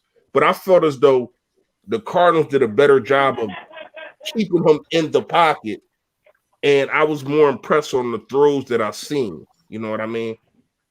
Shout out to you. Hey, Fresh. Well, let me ask you this real quick, because this is gonna go a little overboard because of what y'all was talking before. Because Dak Prescott got 160 mil, he have to win a Super Bowl within 4 years, right? Basically. Oh yeah, it's Super Bowl of Bless. He has to win. When you pay your quarterback like that and surround him with all the time, because we're not going to act like his first, second, and third wide receiver is not better than every last one of ours. Let's keep it funky. Like they underachieve constantly. Let's be honest. The Cowboys underachieve. Real quick, fellas, I don't even mean to kill time. Sure, I know I got some people behind here, fellas, so I'm gonna let y'all. Hey, another like 5 more, and then we're gonna try to get some people up in here. I see some people getting sleepy behind stage, so we gotta get them on. All right, bro. All right, y'all go ahead, Mish. Go ahead. Well, no, I was just saying because we gonna have a conversation though. I'm gonna say me and you gonna have a conversation, but go ahead. Because y'all said, because I heard you say that y'all don't believe in Hurts not taking us anywhere, or maybe not this. I didn't say that. I never said that. I don't know what I got in Hurts. That's what I said. I never said I don't believe. How can I believe in something I don't know was there? I asked them, do they believe? I never said I don't believe. Oh, so you asked Tone, do he believe? I'm always going to believe, and sometimes I believe too much to a damn fault. You know what I mean? But what I'm saying is, I don't know if he's the guy to take us to a Super Bowl. That's what I was saying. I never said I didn't believe in the guy. I got you. Okay, then I missed my fault. But I'm just saying, I believe that this is the guy. You know what I mean? All right. So before Philly Notion hit the cancel button on y'all, what y'all think our record going to be this year? Hold on, real quick. 17 games or a 16-game season? Because I know they still trying to figure that out. 17? 17? No, 17. Listen, at the end of the day, I always say, see, we always go off by mistakes. We always lose on mistakes, but I always say 10 and I'm gonna say 10-7. Woo! I know, but hey, Moochie, I'm gonna back you, bro. Yes, sir. Yo, you got more faith. You got more faith than Biggie Small. It's over because I'm thinking about this. It's something about Nick Sirianni and his scheme and the ball. What's his name? Shane. Like, it's something about the offensive scheme, and it feels like this defense is still going to do something. We don't know what the offensive scheme is, though. That's another thing that's unknown. What we gotta base it? What we basing it off of? But you know, I ain't trying to speak for you, but I'm assuming you base it off of. Let me ask y'all this. Charges, right? Yeah. Okay. That's I'm glad y'all said that. So let me ask y'all this, because we basing it off of right offense. Let me ask y'all this: did Doug Peterson offense look like Andy Reid's? Oh shit! Absolutely not. No. That's all I'm saying. No. I got you. You got me on that one. Next, say that no. But one thing we can expect from Nick Sirianni, one thing we can expect from Sirianni is the fact that he's going to use these guys. See, the best coaches know how to bend their scheme and their play calling to their roster. Those are the best coaches. You know what I'm saying? So, like, you know, I mean, just to answer your question about the record, I think we're going to probably go, because I think I was, who was I talking to? I said we're probably going to be in that 9-8 range. I say 9-8. That was me and you, Tone. Yeah. I say 9-8. Okay. That's still a winning season. All right.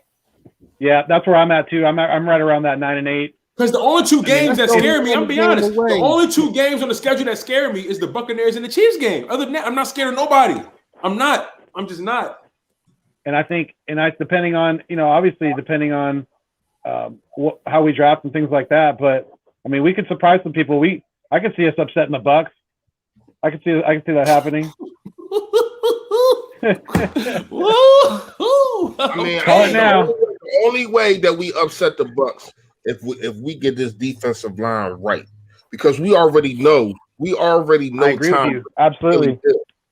If Tom Brady center, you already know what's Achilles heel. You get at him. He can't go no freaking where. Yeah, we got to defend. That's what, and I'm on the fence of. I think we need to release Derek Barnett and find a good defensive end or two in this draft. I disagree. You know how old Derek Barnett is, bro? I know how old he is. Yeah. No. I know. All jokes aside, how old is he? I'm not joking. Like 25? No. I'm asking. How old is he for real? Early 20. He's 23. Yeah. He's 23? I'm not letting go of that. Nah. We've already seen his ceiling, though. We've already seen his ceiling. When we drafted him, he was 19. The kid was 19 when we drafted him. Everybody wants to give up on him. And you know what's 19? Crazy? He was 19, bro. He's been in the league 4 years. That's what I'm saying. He's so young. Yeah, he's young. And you know what's crazy? At this time in Brandon Graham's career, everybody wanted to give up on him. That's a fact. Everybody wanted to give up. I remember that because he was too small and all that. But at that time, remember, they was trying to play him at linebacker. Remember, they was trying to. They wasn't really using him properly. Right. Whereas though Derek Barnett, he is where he's supposed to be. But how do you know that they're not using him properly? Just because you're on a defensive end, that don't mean that they're not using you properly in certain gaps. I just think that we've seen Derek Barnett's ceiling already, and I haven't been overly impressed. And he can't stay healthy either. For as young as he is, he should be able to be on the field more. And Fresh, to your point about Barnett, right? Would you give okay, like now he's obviously going. I agree. And you already know my take on that. I do think Sweat is better. Yes, I think Sweat is better. Absolutely. I wasn't going to go to Sweat route. Actually, I was actually going. No. I was talking about Akabir just brought that up. And if you look at any of my tape, I've been talking about Sweat for a long time. But Sweat's a beast. I like. He just got to be healthy. Got to stay healthy. Based off what we've seen from Derek Barnett, all things included, health and all that, like, you know, would you extend him? Extend who? Not me. Derek Barnett. Would you? I'm giving him 2 years. I'm not giving him no 4-year deal, no none of that. I said this in a couple of my videos before. Oh, he's 24. My bad. He's 24. Sorry. I mean, I'm kind of with Fresh too. Like, you know, like the talent. He's young. He's still learning. He's still developing. But at the same time, yeah, you can't deny the injury concerns. I mean, the kids hurt more often in games when we need him, and he's not there. So extending him is going to be risky. But like Fresh said, also, look, BG was coming off of some injury concerns. I think when he tore his knee up or something, we ain't know what we was going to get from him. But once he got better, he started figuring out how the system worked. Hey, I mean, he thrived. So, again, with Barnett possibly going into a new defensive scheme, a new defensive mind, things may change. I don't think these DNs are going to be so as reactive as they were last year, just pin your ears and go after the quarterback. I think some of that's going to change. They're going to have to be a little more reactive in this scheme. I don't know what scheme we're going to see yet, but I do believe Barnett, he might be an investment to keep. Yeah, and the difference I see between Barnett and Graham, if we're comparing the two, is the drive as far as wanting to get the job done and that mentality.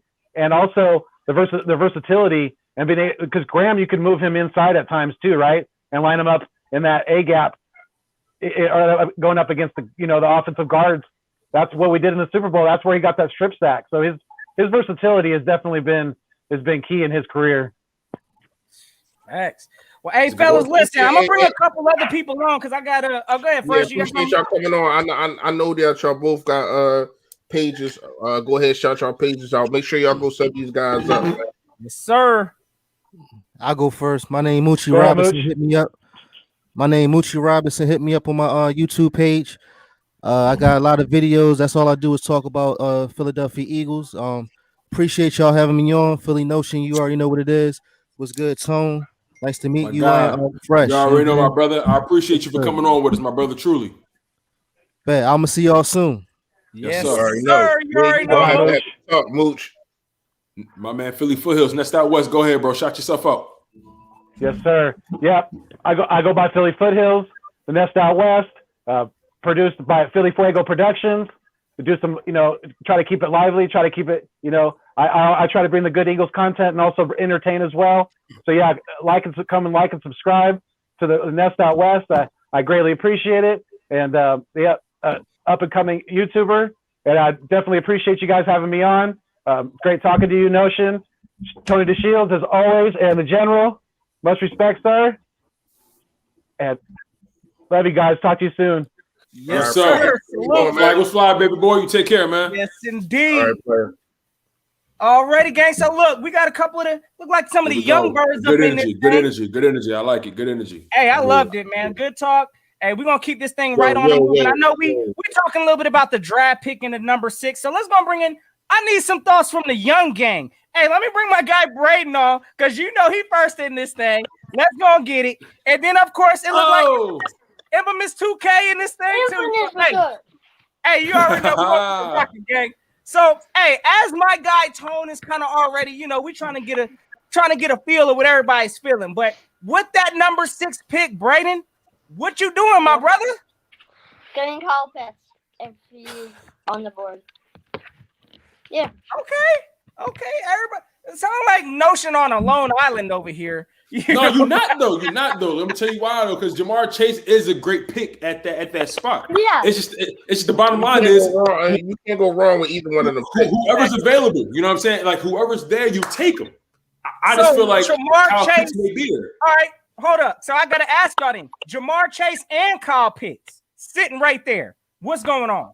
Now you made it interesting. Kyle Pitts.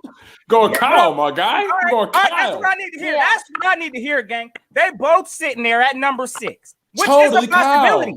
They might be there. So you going Kyle? I ain't gonna lie to you. The more and more that I do mocks to myself, you know what I mean? I keep saying Kyle. No, I'm saying Kyle, but I'm saying that I think both of them will be there. I think somebody reaches for Smith. I think Penny's gone. I think 2 quarterbacks are gone. So that's 4, and there was somebody else I said that was gone. I can't remember, but I think both of them will be there at 6. I feel you. What about you, Infamous? What you thinking? You know, I'm with Notion. I'm taking Chase, and it's quite simple why I'm taking Chase. That's my guy. Listen, here's the thing, right? If we jump into whatever you want to jump into, we need a receiver more than we need a tight end. And I don't want to hear none of that. Pitts can play receiver, and I've said this multiple accounts on different players, people's things. If you're taking Pitts to be a receiver over Chase, then you need to check into the mental hospital because Chase is levels beyond. But listen, you don't need. First of all, the whole two tight end personnel thing. We ran it 60% of the time last year. The Colts run it 24% of the time. It's a huge difference. We don't need 2 great tight ends.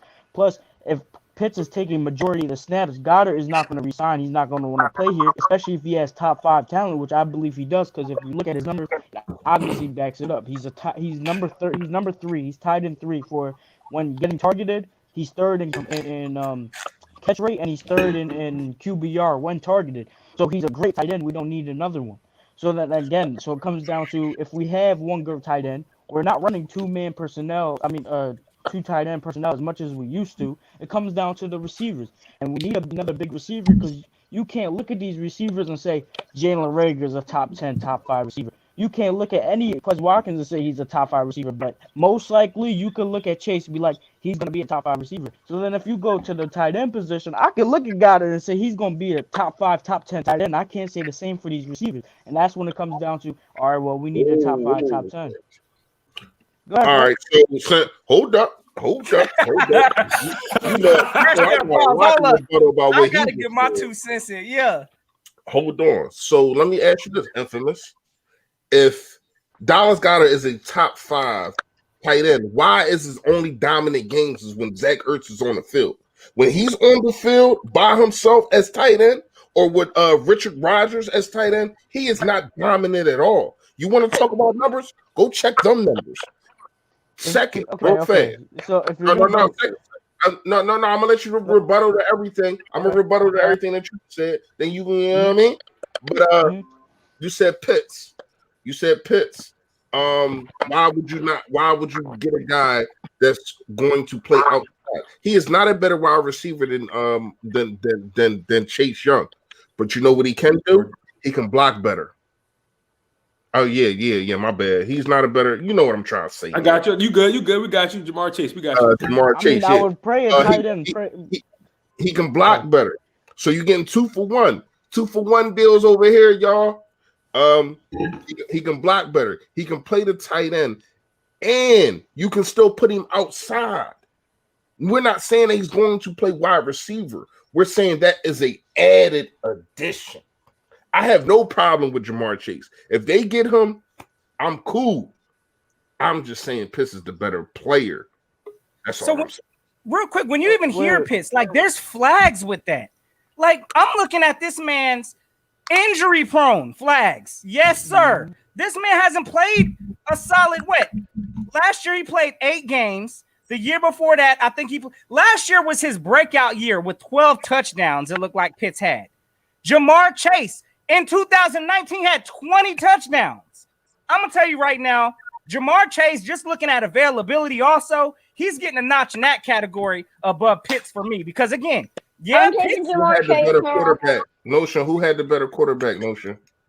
What, LSU or what? Okay, so, all right. I mean, if you're looking at quarterback, what does that have to do with, I guess, the injury concern, though? You got I'm talking about the touchdowns. I just rebutted the touchdown. I didn't say nothing about the injury. Joe Burrow throwing at Chase, but then again, Chase had Jefferson out there. He's still eating. They both ate. And then you got Kyle Pitts, who was throwing it to him, Trask or something like that. I mean, yeah, there ain't no comparison there. But again, 8 games is the sample size we getting with Kyle Pitts, and we're highlighting this man like he's Darren Waller. Absolutely not. Listen, last time I heard a tight end that was hyped in the first round, Eric Ebron is what I'm thinking. And that man, where's he at right now? Who else got hyped up? That guy from Cleveland, Njoku, I think his name was. Where's he at right now? All I'm saying is tight end height doesn't always translate to the NFL. I would go Pitts or get a Jamar Chase. Yeah, you can say this. You can say the same for our receivers though. Like it's like you can say the same for any position, really. Yeah. wait, real quick. Can I rebuttal? Listen, if the whole Dallas Goedert without Zach Ertz, you can do that for every player at every position for when someone's not playing. One, Dallas Goedert, even if he's not getting, he's gonna get double teamed. If he's not double, the only reason why he's not as efficient without Zach Ertz is because Zach Ertz is the one taking the double team and he's sitting there 1-on-1. I mean, and that's what I'm saying. Yeah, but that's fine. You are supposed to be that dominant force. You take on double teams. So you want to talk about people at tight end? Obviously, we not. Because Zach Ertz got doubled and still found a way to get the football. Dallas Goedert has it. And I love Dallas Goedert. But when Zach Ertz is not playing, his numbers significantly drop. It's where I have to actually see because I off of the eye test, it does seem that way, but he's not. It's not. You're making it seem like he's like getting from one catch. He's getting like 5 catches for like 30 yards, and then like the next game, he's getting 1 catch for 12 yards. That's why I see how I feel like you're coming at. I mean, unless I see how big the drop is, and if it's a significant drop, then you have a valid point. But then him being double team is opening stuff for Richard Rodgers. It's opening stuff for the receivers. So at the same time, he might be fighting with double team. And also, if you want to use that same thing for Derek Barnett, how old is that? When it's time to get paid, I'm not paying you to get other people open. I'm paying you to put the numbers up. Well, then Fletcher Cox has been the same way ever since he's got old. His job anymore is not to get 10 sacks a season. His job is to make plays for the linebackers. But you're still going to pay him because he's making plays for the rest of your team. It's a team game. It is a team game. But first of all, that's 2 different positions, and you can't really compare the two because of a defensive scheme. If that's the scheme, all right. But that's not the scheme that has been in Philadelphia. The scheme has been the defensive line go eat, not open up stuff for the linebackers. Our linebackers are freaking trash. Are you kidding me? So no, it ain't been the scheme. The scheme for Fletcher Cox is go eat. That's the scheme. So, hey, listen, I'm bringing another GOAT on here because I already see we got another GOAT backstage. So, hey, y'all already know what it is. We chopping it up. We gonna keep it going. And I gotta bring, hey, y'all already know. And if y'all ain't subscribed to this channel either, I don't know where y'all been. But hey, Philly Mike the GOAT is in this thing. Please. Oh, my fault. I didn't cut my man on a business move. Mike was good. Yo. Philly Mike in this thing, fellas. Know that. Yo, I'm not going to be on here much longer. I know you got a lot of people in there, but I just want to say I did a call in a little bit ago, and Infamous 2 came on, and he was saying the same thing. And I'm not going to fully, like I said, this is my thing. I did a little breakdown of Kyle Pitts, and I will not be mad if Kyle Pitts is the pick. However, I'm a guy who says if it's Jamar Chase on the board and Pitts, I love some Pitts, pause, but I'm taking Jamar Chase for the same reasons. I know Fresh kind of said about me saying 65%, whatnot. And I do agree with Fresh. The dude can spread out to the X and do that, but I don't think he can do that full time. So anytime Kyle Pitts lines up outside, it's going to be able to keep Dallas Goedert on doesn't matter what personnel we're in, because we can actually use him as a wide receiver. But I'm just saying, if he is the most effective at the tight end position and we play him majority there, you're taking our second best pass catcher, I believe, because I still think Dallas Goedert is a better hands guy than anybody else on the team. Maybe Travis Fulgham, if he gets a chance, needs opportunity. You can't go wrong with either of them. That's why I believe when Fresh says like Howie can't mess this up, he can't unless he takes a quarterback, which I do agree with Fresh stance. If Nick Sirianni comes into this draft like I want my guy, you really can't fault a coach for wanting to start his own thing. But it's just like We see the blue chip players there. We do feel a certain way about Jalen Hurts. I mean, look at the jersey; he got it on already. So we feel like we're just going backwards, especially if a guy like Justin Fields or Zach Wilson underperforms early. Then we're gonna, even ride them even more, and they're gonna have a weak supporting cast. But Pitts is dirty. But I want to say this too: if you just going off this, hey Mike, go ahead. I'm gonna say this: you turned 30 yesterday. Happy belated birthday, my brother. Happy belated birthday. Luke's gonna go, yes, sir. Has matured you because you done came on the side of my thinking. finally getting above the 20s and getting into the 30s. Now you're talking grown man stuff. You know what, Mike? I'm gonna buy you a suit and tie and ship it right to your house, man. Yeah. The next live, I need a suit and tie on. We talking grown. Yes, sir, Team Jalen. Let's get it, Brayden. Yeah, he came through with the Hurts jersey. I don't even got no man. Oh man, but like I want to respond. I want to respond to something about the whole Ja'Marr Chase versus Kyle Pitts thing. I guess one of the reasons I'm leaning towards because I'm gonna make it real clear. I was a Ja'Marr Chase guy, heavy. Then I started really doing my digging on Pitts, I'm like, damn. That's how I was. Damn. So not taking nothing away from either guy, but I guess I'm looking at our wide receiver core now, right? And I just feel like there's so much untapped potential there. I'm not saying they're Ja'Marr Chase. I'm not saying that. But what I'm saying is I'm just saying there's so much that we don't know about it. And we know what Dallas Goedert is for the most part. And it's just so much we don't know about. It's so much we don't know about Quez Watkins. There's so much we don't really know about Jalen Reagor. We saw Travis Fulgham go off. What happens if he does it all season? We don't really know what we have there. So, yeah, we can't go wrong with either pick. I'm whoever's available there, we take him. But I wouldn't mind having Kyle Pitts and then having a guy because and then we still got to validate. We still got to find out Jalen Reagor. Remember, we drafted him in the first round last year. We got to find out what that first round pick wide receiver is, what that guy is.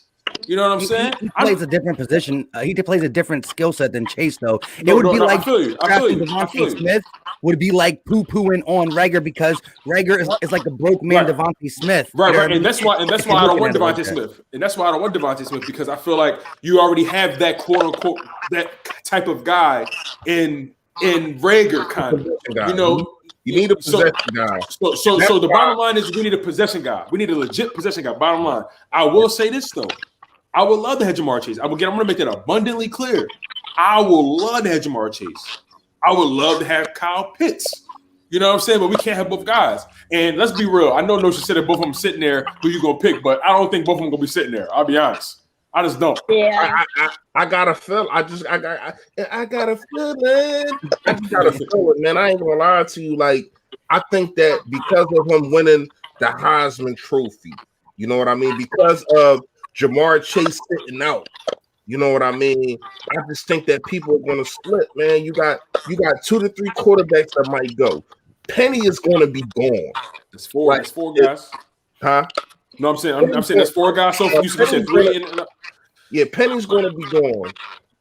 Then you got Smith. That's 5. So we coming in at 6. So fresh. Are you again? Listen, I'm with Tones. As Tones is Pitts and then Chase right underneath it. I'm right there, but I'm just opposite. But fresh, you're taking Pitts over Chase, huh? You're taking Pitts over Chase if they're both there. Yeah, I'm sorry. It's as much as I like Chase, I just think Pitts is more of a generational talent. Why? Because he's 6'6", 255. Because nobody can check him. In my opinion. And he's a bitch nightmare. He's a fucking nightmare. and shout out to Tone for what he just said. Both of these guys are possession guys, and that's something that we need. A guy, 3rd down. You got me? All right, let's get it. You know what I mean? I think Chase and Pitts are both of them guys. You know what I mean? And Devontae Smith is a possession too, though. I mean, but he's small. Like, it's not even about being small. Like you just said, the shiftiness of Smith reminds me of like Rhaegar or Quez Watkins. Like it's. I honestly don't think Chase is gonna be there. I just don't. I have a real feeling that Chase ain't gonna be there, and I ain't gonna be mad at Pitts at all. He might go to Miami. He might get picked up by Miami. You never know. Hey, what you got, Braden? I see you over there. He look like he got to get something off his chest. What's up, Braden? So I might not be like excited as I am because I'm kind of like down today. I don't know why. I'm kind of just tired. So, but let's first start. What you riding? One of them horse things? Rocket horse? On a rocket horse, man. He said a rocket horse. yo, B-Rod, you are good. You are good, B-Rod. Okay. I ain't seen one of them in a minute. So, I don't think Go ahead, Brandon. I'm messing with you. I don't think Jamar Chase will be here at 6. And I think we should select Kyle Pitts because he's big, and when you think about it, like Tim said, we have a lot of wide receivers who we have not unlocked their potential, like Travis Fulgham, Quinn Walken, even Jalen Rager, and don't forget Hightower and John Hightower, and in the draft we can keep Kyle Pitts at tight end. Like, that won't cost us anything. We could also move him to be like a wide receiver / tight end. Like, put him in the slot, move him around. He's a mismatch nightmare. Literally, wherever you put him at, you can literally put him wherever you see the weakness of the defense. You can put him anywhere, and he's such a freak. Like, it's crazy. Yeah. And nobody forget about no J-Jaw. We just ain't naming. You forgot about your boy, bro. He said you forgot about J-Jaw. Ain't nobody forget about him. We just ain't naming him. Bro, the thing that's bad about JJ is, if I remember, we took DK. We took him instead of DK. I'm pretty sure. So yes, we did. Like, forget about him. Like, we could have got one of the best wide receivers in the league, and my favorite wide receiver, DK Metcalf. But which one y'all think is worse? Hold on, real fast, and I probably know your answer because I'm kind of older, so I kind of remember this. Which one is worse? DK Metcalf, not getting DK Metcalf and getting J.J. Whiteside, or not getting Ocho Cinco and drafting Freddie Mitchell? Can we not, bro? Like, I'm just having a conversation. Like, they're both. Go ahead. Well, I wasn't alive. So, first, to answer that question, I have no clue who Freddie Mitchell is.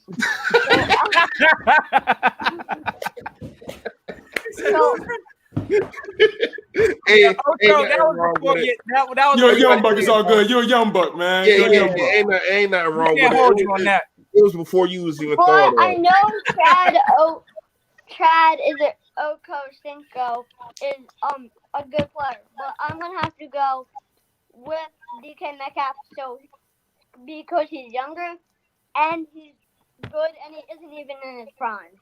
Some would say he's like a couple of years. Yeah, Yeah, we haven't seen a selling a DK Metcalf, so and that one still stings the most. Yeah, so I get you. I would agree with the young buck. Although Ocho Cinco put up like almost Hall of Fame numbers, we at least got some production from Freddie Mitchell, so it still hurts. But if DK Metcalf continues, he'll be a top 5 receiver in the NFL, putting up them numbers. And JJ Arcega-Whiteside just, bro, he's just an umbrella holder. Real quick, while y'all was chopping it up, I was doing my little research. So my man brought out the research on him. Yes, sir. I had to research it up. While Zach Ertz was hurt, the games that the first games that he played, all the games that he played without Zach Ertz, he was averaging more yards. He was averaging, I think it was 14.2 yards per game. mind you, to put that in perspective, that's more than Darren Waller, what he was averaging between that. I think it was like a couple game span. So to put that in perspective, no, I'm not saying Goddard is better. What I'm saying is Goddard's his better. I'm not. Maybe you will, but me personally, I still have Darren Waller over Goddard. But to say that his drop off is significant when Zach Ertz is not, me, and unless you rebuttal, is just not true, and that's why I still stick with the Jamar Chase. Because you almost had me. I was like, oh, maybe. It's not he said you almost had me. You almost had me. You had me. You had me the first half. Not gonna lie. Are you talking about this year? I'm talking about this year. Because remember, Zach Ertz got hurt early. Second. Yeah, he got hurt early. Second, third game. Early. Numbers was not good. He had a game where he had 6 catches for 75 yards. Dallas Goddard got hurt this year too, though. Okay, what about the rest of the game? Yeah, I know, but what happened? Man, we should have traded Zach Ertz earlier in the year. What about the rest of the game? You can't if you want to pick by pick. Yeah, you're gonna have games like one game he had 1 reception for 6 yards, but it was 1 reception. He can't do much with 1 reception, but at the same time, he's still averaging 14 yards. A catch, right? See, that's why the numbers and shout out to you, Infamous 2K Gates. That's why the numbers.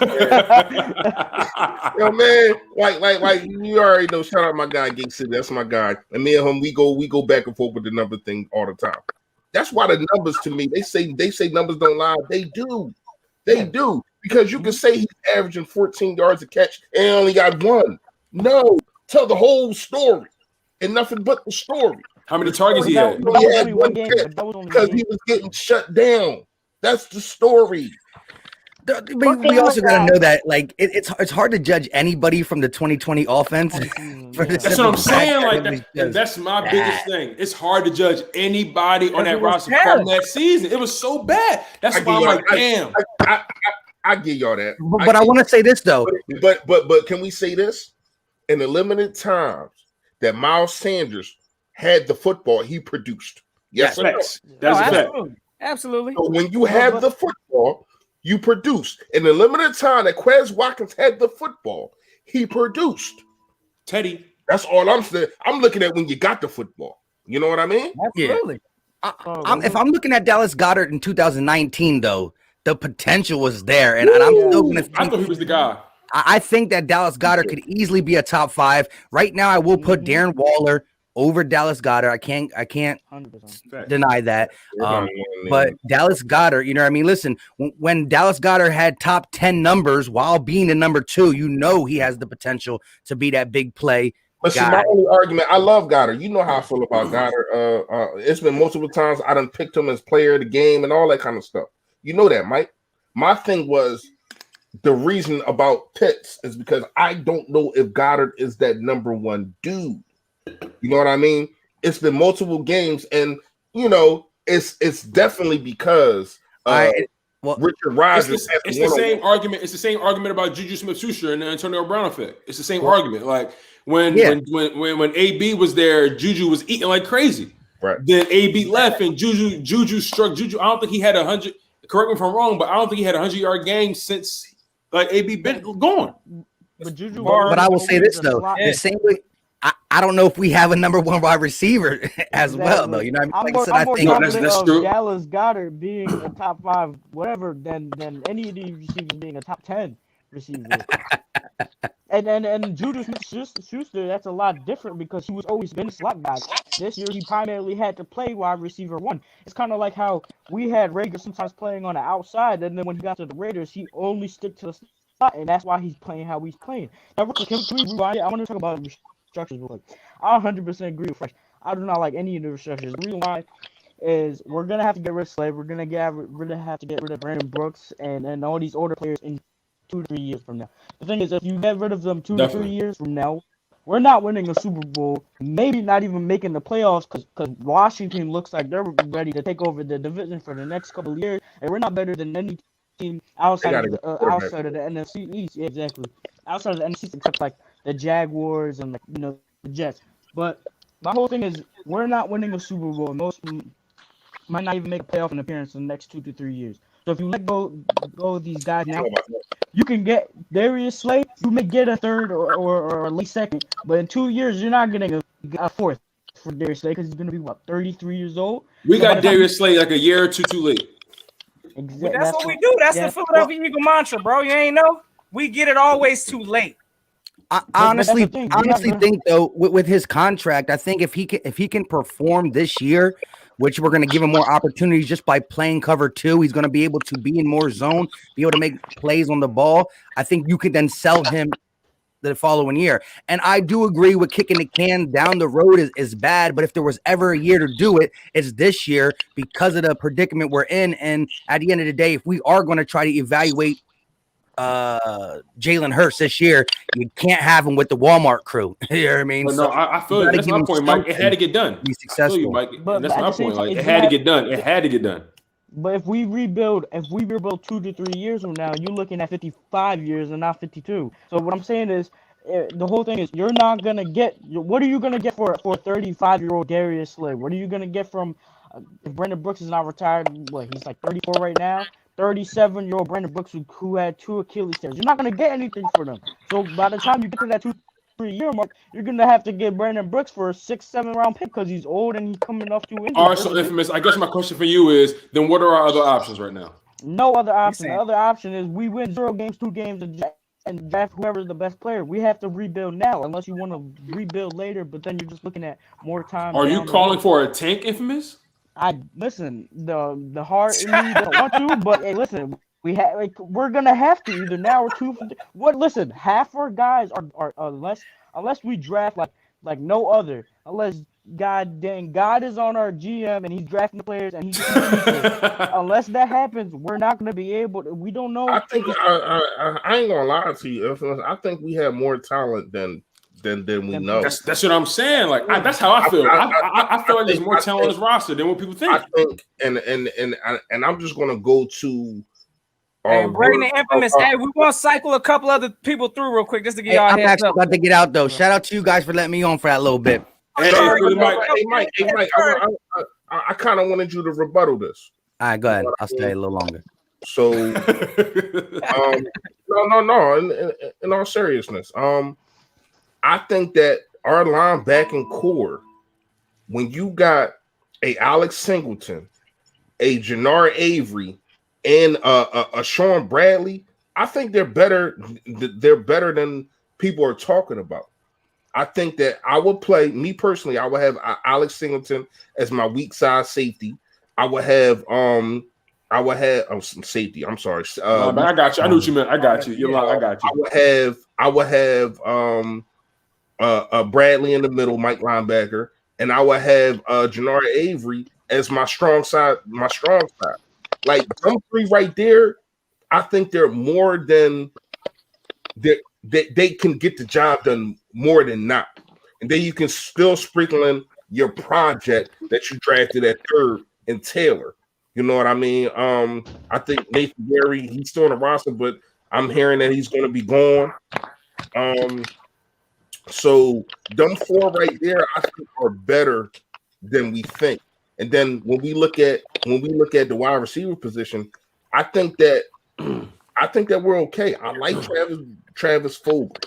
I think he is what we've seen. Does he got to get better? Yes. Does he got to get better at getting separation? Yes. But then when you go down the list, you got your these are my ranked, and I rank these in one of my videos. These are my ranked wide receivers, and I want to hear how y'all rank your wide receivers. I got Travis Fulgham number 1. I got Quez Watkins number 2.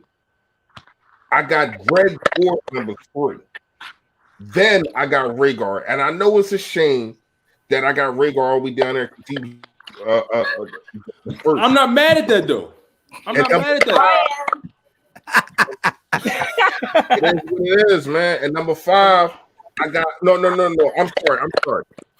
I got Fulgham. I got Quez. Then I got Goodwin. Then I got Goodwin. Then I got Greg Ward. Then I got Rhaegar. Rhaegar is 5th. That's my top 5. I mean, in all fairness, we ain't seen Goodwin play for us. Like, I mean, in all fairness, we ain't really seen Goodwin. We ain't seen Goodwin play for us yet. I'm just talking about the last time I seen him play. Are you talking about just from a talent perspective? Just from a talent perspective? Yeah, I think. Okay. Wide receiver that we had. Okay, for me, I'll probably say Travis Fulgham. Then I'll go Quez. Then I'll go Greg Ward because he's Mr. Reliable. Okay. Then I'm teetering between Rager and Goodwin, then Hightower, and then J-Jaw. Man, J-Jaw is exempt. Yeah, you know what? I don't know why. You know what? Can we start calling him that? He doesn't deserve a nickname. He don't deserve a nickname at all. He deserves a nickname called Trash Can. That's a good nickname. Straight up. Hey, listen, and that is sad, fellas. That is sad. Like, we're over here discussing number one wide receivers to consist of Travis Fulgham. We didn't know who this man was after last year. I'm gonna tell you right now. We ain't know who Greg Ward was either. Ain't know who a Greg Ward was. Listen, we depending on youth and talent. Quez Watkins to hopefully develop. Jalen Rager, of course, we saw them not using his talents and none of that last year. I mean, I'm going to tell you right now, I have no choice but to agree, I guess, kind of with that order fresh. I got to put Fulgham up there because he's the one that kind of, took charge of the scene. Second, I'm going to put Jalen Rager up there because I don't think he was used right. Honestly, I know he was hurt, but again, I don't think that clearly this man was used in the right scheme. I don't think we used him to his skill set at all last year. And then I would give it to Quez Watkins, probably next Greg Ward. After that, probably John Hightower. So that's my order. I'm going to give Rager some respect just because, again, I don't think he was used right. And hopefully this year we're going to see some changes because I'm going to tell you right now, I'm not highly sold on none of these wide receivers. That's why we need Jamar Chase. And I'm going to leave it at that. Yeah. Real quick, I'll just go. I would go Travis Fulgham. All right. I would just say Greg Ward Jr. second because of being Mr. Reliable, and reliability is something that we can't count on anybody else for. My third receiver, I would put Jalen Rager only because I'm looking at the deep balls that we didn't connect on, whether it was overthrown by Carson or Jalen Hurts. We missed on some that Rager done got open. You know what I mean? In the Cardinals game, he beat Patrick Peterson. Samalu stepped back in front of Jalen Hurts, made him hesitate. It was a missed opportunity. So I think Rager, just battling through injuries before the season and during the season, I think I'm going to give him 3. I do believe Quez Watkins has an unlocked potential we didn't see. So I'm going to go again. Travis, Greg, by just reliability, Jalen Rager, Quez Watkins, Marquise Goodwin is physically better than John Hightower, so I'm going to give him the nod, even though I like flashes of what John Hightower did. He just got to catch the ball. And then, like you said, we got the exempt list that we're not going to talk about. Man, that's crazy. Oh boy, but hey, Bray Infamous, hey fellas, I appreciate y'all swinging through this thing. Hey, you already know. Hey, Philly Mike. Wait, hey, real quick. You already know. What's good, my guy? Let me know what's good. Peace, my guys. Shout out to you. Already, Mike, be cool, man. Already, Mike. I'm not even going to do my list. My whole thing is everything that you said is totally valid, but you're banking on these players being good. Every receiver that's ever been drafted by any NFL team, any linebacker, including Nathan Gary, okay, maybe not Nathan Gary, but anybody who's been drafted in the first or second round, all have talent. You don't get drafted in the first or second round being a talent. Ted Ginn Jr., whatever his name was a bust. He only had he was not good for what he was drafted at. He had all the intangibles. He was fast. He just needed help creating separation. You can have the best coach in the world, but you have to have the player willing to do it. You can have the talent up to Burj Khalifa ceiling, but that doesn't mean you can unlock all that potential. So what I'm saying is these receivers, yes, Quez has potential. Yeah, every single receiver we have has potential, but not top 5, not top 10. That's why I still go and chase, regardless of our receivers and how people evaluate our offense. So you're looking at it like we don't. At the end of the day, none of these guys had the potential that Jamar Chase has, but which is why you would take Jamar Chase. And in the same breath, you're saying, we still have a guy like Dallas Goedert. No need to reach on the tight end. Is that what you're saying? Yeah, in a sense. I mean, I'll text you about it, Tony, and I'll specify more what I'm talking about. No. Yeah, I feel you. But I just want to get just what you're saying because I'm not mad at that thought process. I'm not mad at the fact that I'm not mad at the thought that okay, we still got Dallas Goedert in the rafters. Why go tight end? He's still a top 10, top 5 tight end. I understand that logic. You know what I'm saying? Because we don't have a definitive number 1 wide receiver. I understand the logic. You know what I'm saying? Again, I want to make it clear. I want both of the guys. Like I want both. Why everybody sleeping on Richard Rodgers though? Like, you know what I'm saying? Like he's been reliable too. He's old. I mean, he's old. I know he's a free agent. He's a free agent, so we would have to, you know what I'm saying, throw some. But I'm gonna tell you right now, he's serviceable.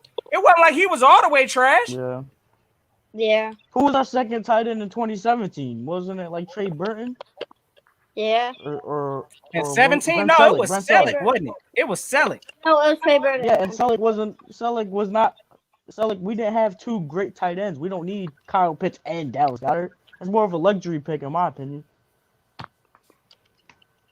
All right, but I'm gonna hop over this. You already know, fellas. Appreciate y'all swinging through. Listen, right now, because I know we at that 2-hour mark plus right now. So what I'm doing right now, I'm removing the pin chat. So everybody that's in this thing, we about to go ahead and load this last thing up and get up out of here.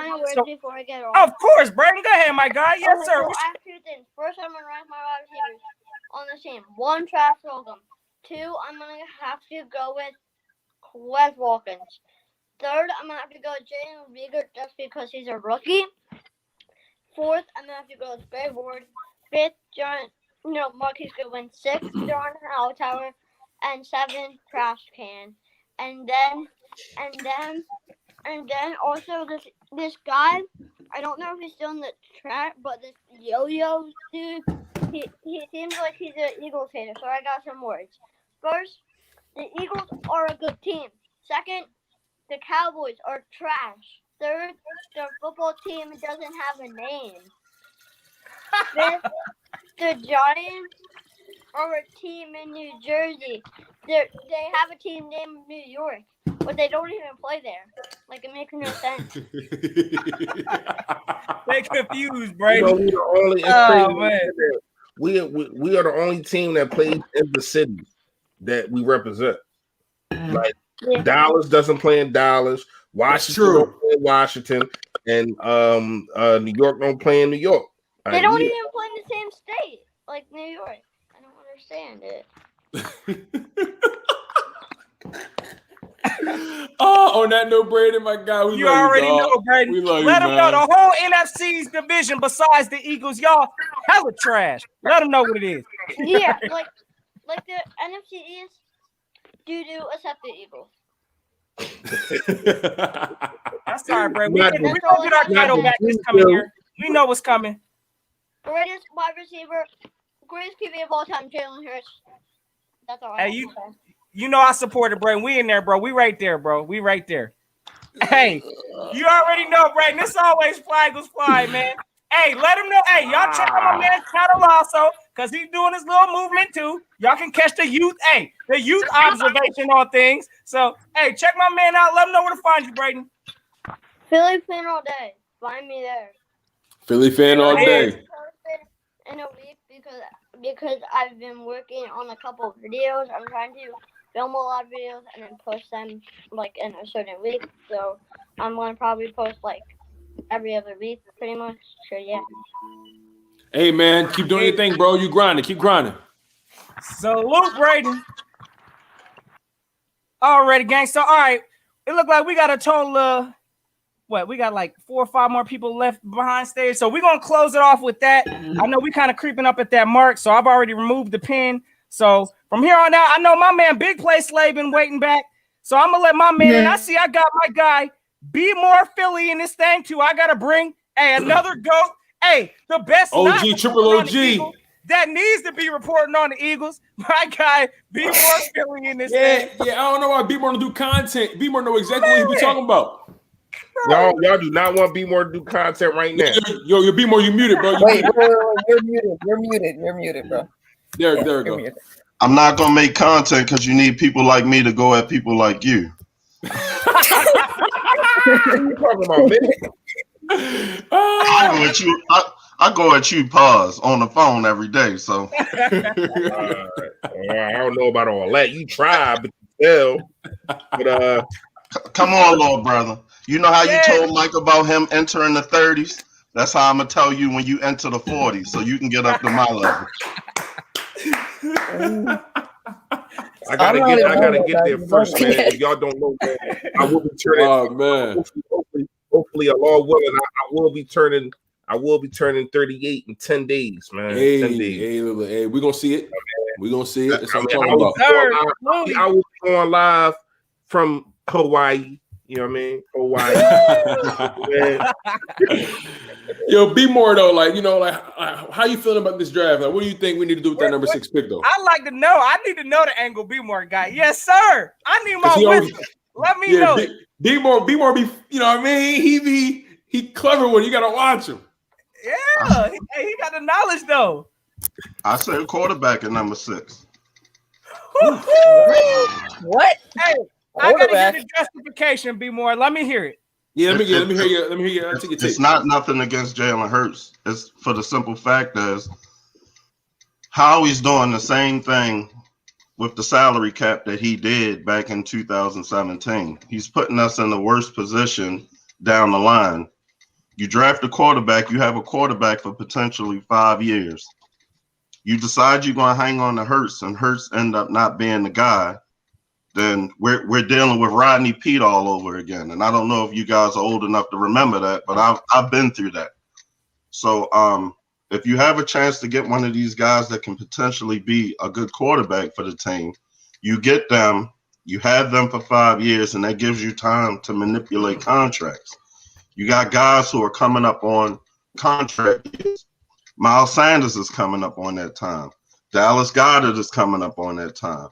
You got linemen that will be coming up. You got defensive players that are coming up. You want Hurts is going into his 2nd year. He has 2 years left. Are you going to wait till his 4th year to sign him like Dallas did with Dak? Like, you don't want to put yourself in that position. So you get the quarterback when you can get him, and then you build around that. Like, you can't keep trying to fight the inevitable. And the inevitable is that this team needs a total overhaul, not just a 99% overhaul. Who's the quarterback you would want at 6? Yeah. Who'd you take? Yeah, I'm curious about that. Well, I said last season that Trey Lance would be the only quarterback that I would take over Carson Wentz.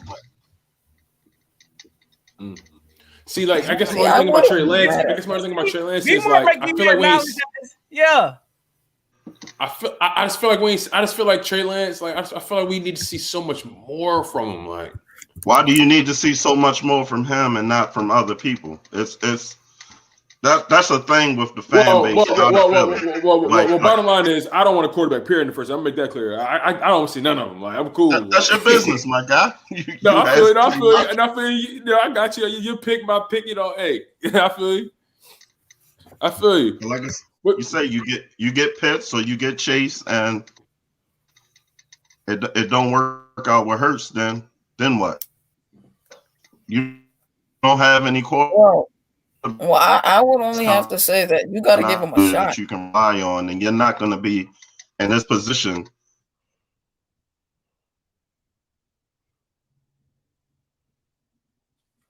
to your core.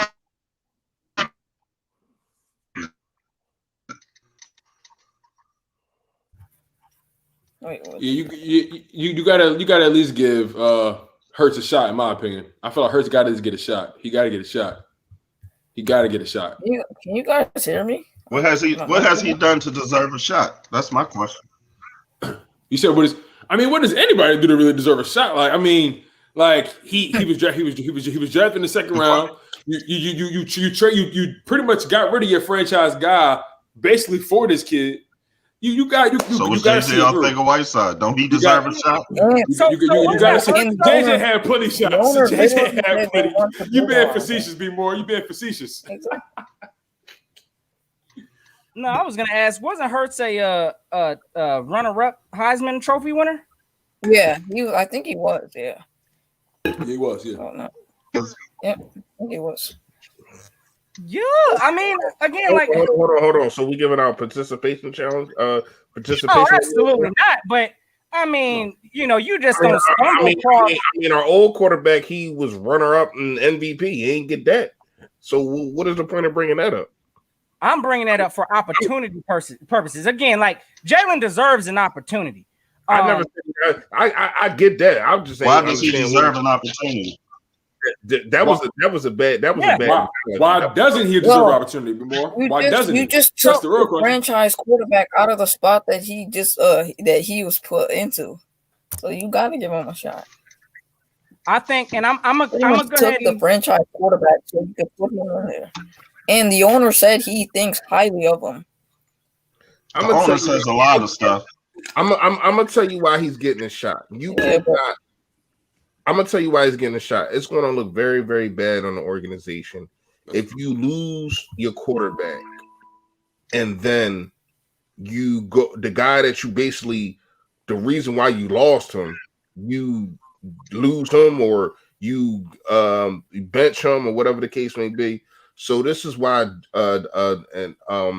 Jeffrey Lurie is coming out saying now you need to build around the quarterback and do this and do that. Because it's going to look very bad on the organization, and people are probably already turning their nose up at us right now as an organization. And when I say that, I mean like free agents and and stuff like that. So if you do that, it's definitely going to look bad for the organization. But I ain't gonna lie, I see in the comments, I really don't have a problem. And would anything be more said? The only thing that I can say is I'm not going to say that he deserves a shot, but he's going to get it. No matter what the case may be, he's going to get the shot, and we're going to see what we got. I guess in my opinion, I just can't bring myself to draft our next franchise guy with the way this roster, just the way it's built in totality right now. I feel like we need to really see what this roster is this year, because last year we didn't really see guys really. The coaching, everything was just falling apart all across the board. I feel like at this point, Howie pretty much leveraged Carson Wentz for this Jalen Hurts pick, and he ended up losing Carson Wentz. He has no choice but to give Jalen Hurts a shot. You know what I'm saying? And, especially when you bench Carson Wentz for him, like you have to give him a full season. Now, if he starts stinking a bed, wetting the bed and, 4 or 5 seasons, it's like, okay, whoa, this kid is bad. Get him out of there. I guess my thing is, what's the alternative other than drafting a guy in the first round? I just feel like drafting a quarterback right now in the first round would be extremely, extremely counterproductive to rebuilding the team. So real quick, because I just think that's something that's going to come with the territory with being in Philly. It really don't matter what quarterback. We could draft a quarterback. We could pick up a quarterback in free agency. I'm going to tell you right now, as soon as Jalen Hurts goes out there and doesn't look to our immediate satisfaction, I don't care if it's Jacoby Brissett back there. I know we looking at him. I know we possibly Marcus Mariota, whoever. If Jalen Hurts comes out there and doesn't look good to our satisfaction, we're going to be calling for that quarterback. And we're going to be in the same situation. No, I'm not saying, of course, support or the people that understand the things, but we know how this organization does with quarterbacks. It ain't healthy. It ain't it's an untoxic environment with quarterbacks. It's quarterbacks that people are intrigued by. Nobody was calling because Carson Wentz and the team went through a slump in 2019. Nobody was calling for damn, I can't even remember his name right now. Nobody was calling for a quarterback. Not true, Fresh. What? Because McCown came in the game for a couple plays when Wentz went out. Yeah, but nobody was calling for him. Oh no, they was saying, like I said, during that time, I was listening to WIP every day. And that's what they were saying. Well, why did the offense look like this when McCown came in for a couple plays? And then it's like people start feeding off of that, and then they start buying into that crap. Yeah, I didn't hear nobody. No, I didn't hear these shouts like I heard them when it was Jalen Hurts, like I heard him when it was Nick Foles after he won the Super Bowl. You know what I mean? It's a shame that we do this, though. We do this all the freaking time. Nobody had no problem with the way Carson Wentz was playing in 2017. But as soon as he has a bad game, he gets injured, or whatever the case may be, now everybody is calling for his head. And to your point, I do believe last year was a slump. To your point, I feel like this past year was a slump. That's all it was. 18. I was talking about 18. No, I feel you. But at one point you said, he had a slump last year, and everybody just wrote him off completely. And I agree with you. I agree that was just a slump. I believe he's actually a great quarterback. I'm not going to take that away from him at all. When we traded him, I mean, I was happy to get out of the situation entirely because it was a toxic situation. Right. But I wanted that situation to get fixed. I thought, initially, firing Doug Peterson, he's staying. That's what I thought at first. But then it started to unravel more. You know what I'm saying? He had no problem with Doug Peterson. Right. And then you know where the problem lays. And the problem is still here. And that's why I was snapping earlier. But why were there reports that came out, though, that Carson and Doug wasn't talking for weeks? Philly Notion. Hold on. Of course, it's the media reports. I don't know Notion. How is it possible for the offensive coordinator, the play caller, and the head coach to not converse with his quarterback for 10 weeks? Franchise quarterback too.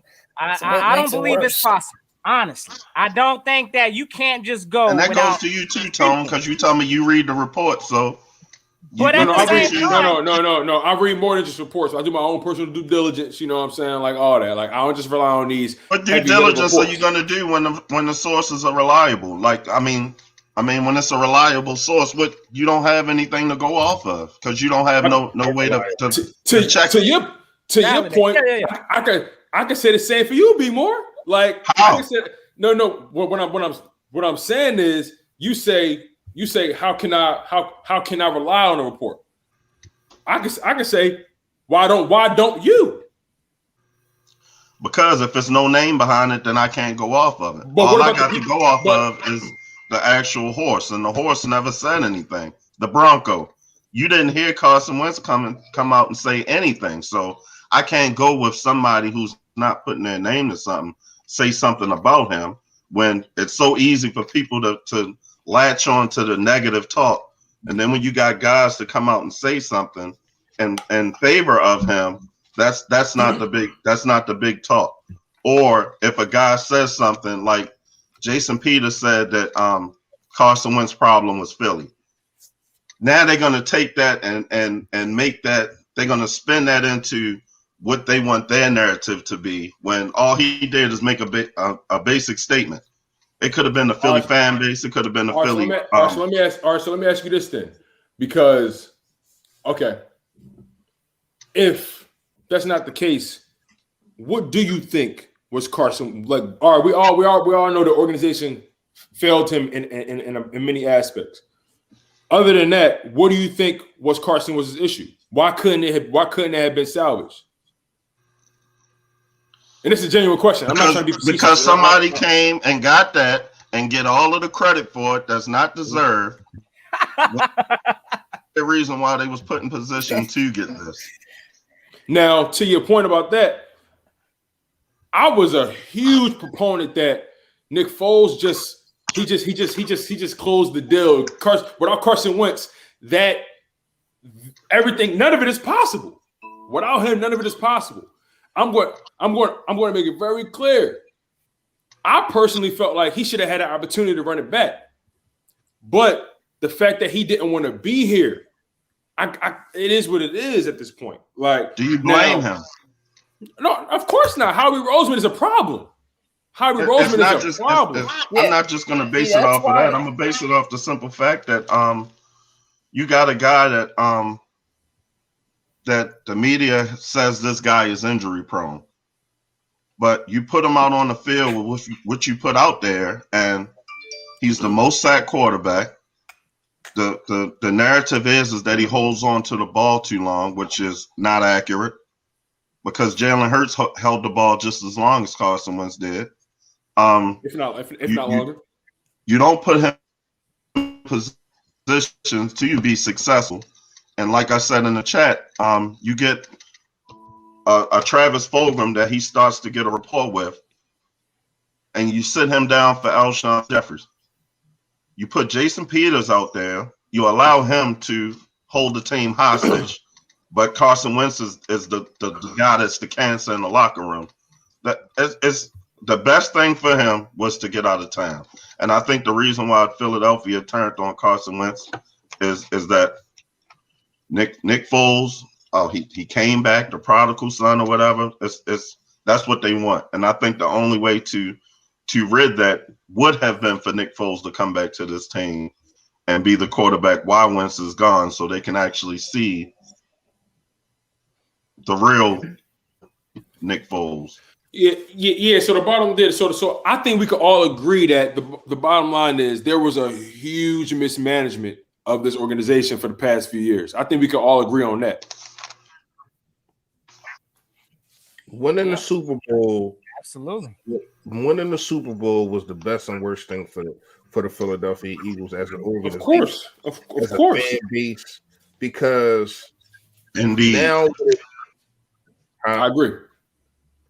Like now when you look at it, it's like we want everybody to play every single game the way Nick Foles played it in the Super Bowl, but we don't understand that everybody played lights out in that game around him. The offensive line played lights out. Did they give up a sack? No. John played the one and only sack of the game was the strip sack, I think, on Tom Brady. Offensive line played lights out, and without the strip sack, he don't win the Super Bowl. His life. Corey Clement had the game of his life. Like when you look at it, man, I think that we want this team to play like how they played in the Super Bowl. And they cannot duplicate that every single game. You know what I mean? Like this team not even putting up 30 balls. Like we ain't put up 30 points all year. But yet and still we want this team to be, and it's going to be the same next year. I mean, this year coming up, it's going to be the same this year. It's going to be and the first person they're gonna blame it on is Nick Sirianni, because everybody not liking his energy from his first press conference, and he was stuttering and all that kind of bull crap. So the hell, I don't like how the city did him on that. That was corny. Press conference. That was his first press conference against the Philadelphia Eagles media. That was real corny. Like I ain't like how the city did him with that. That's Philly, bro. And let's be real. And let's be real too. Like, and about one last thing about this Carson Wentz thing, because I'm tired of mentioning this man's name. Like for real. I'm not tired because I'm gonna be cheering for him while he in Indy. like my man, like for real, the Indy slash. Like, because what I want to know is, hold on, Tone. Because what I want to know is that you've never cheered for Brian Dawkins when he went to Denver. Oh yeah, I of course. So what makes Carson Wentz any different than Brian Dawkins?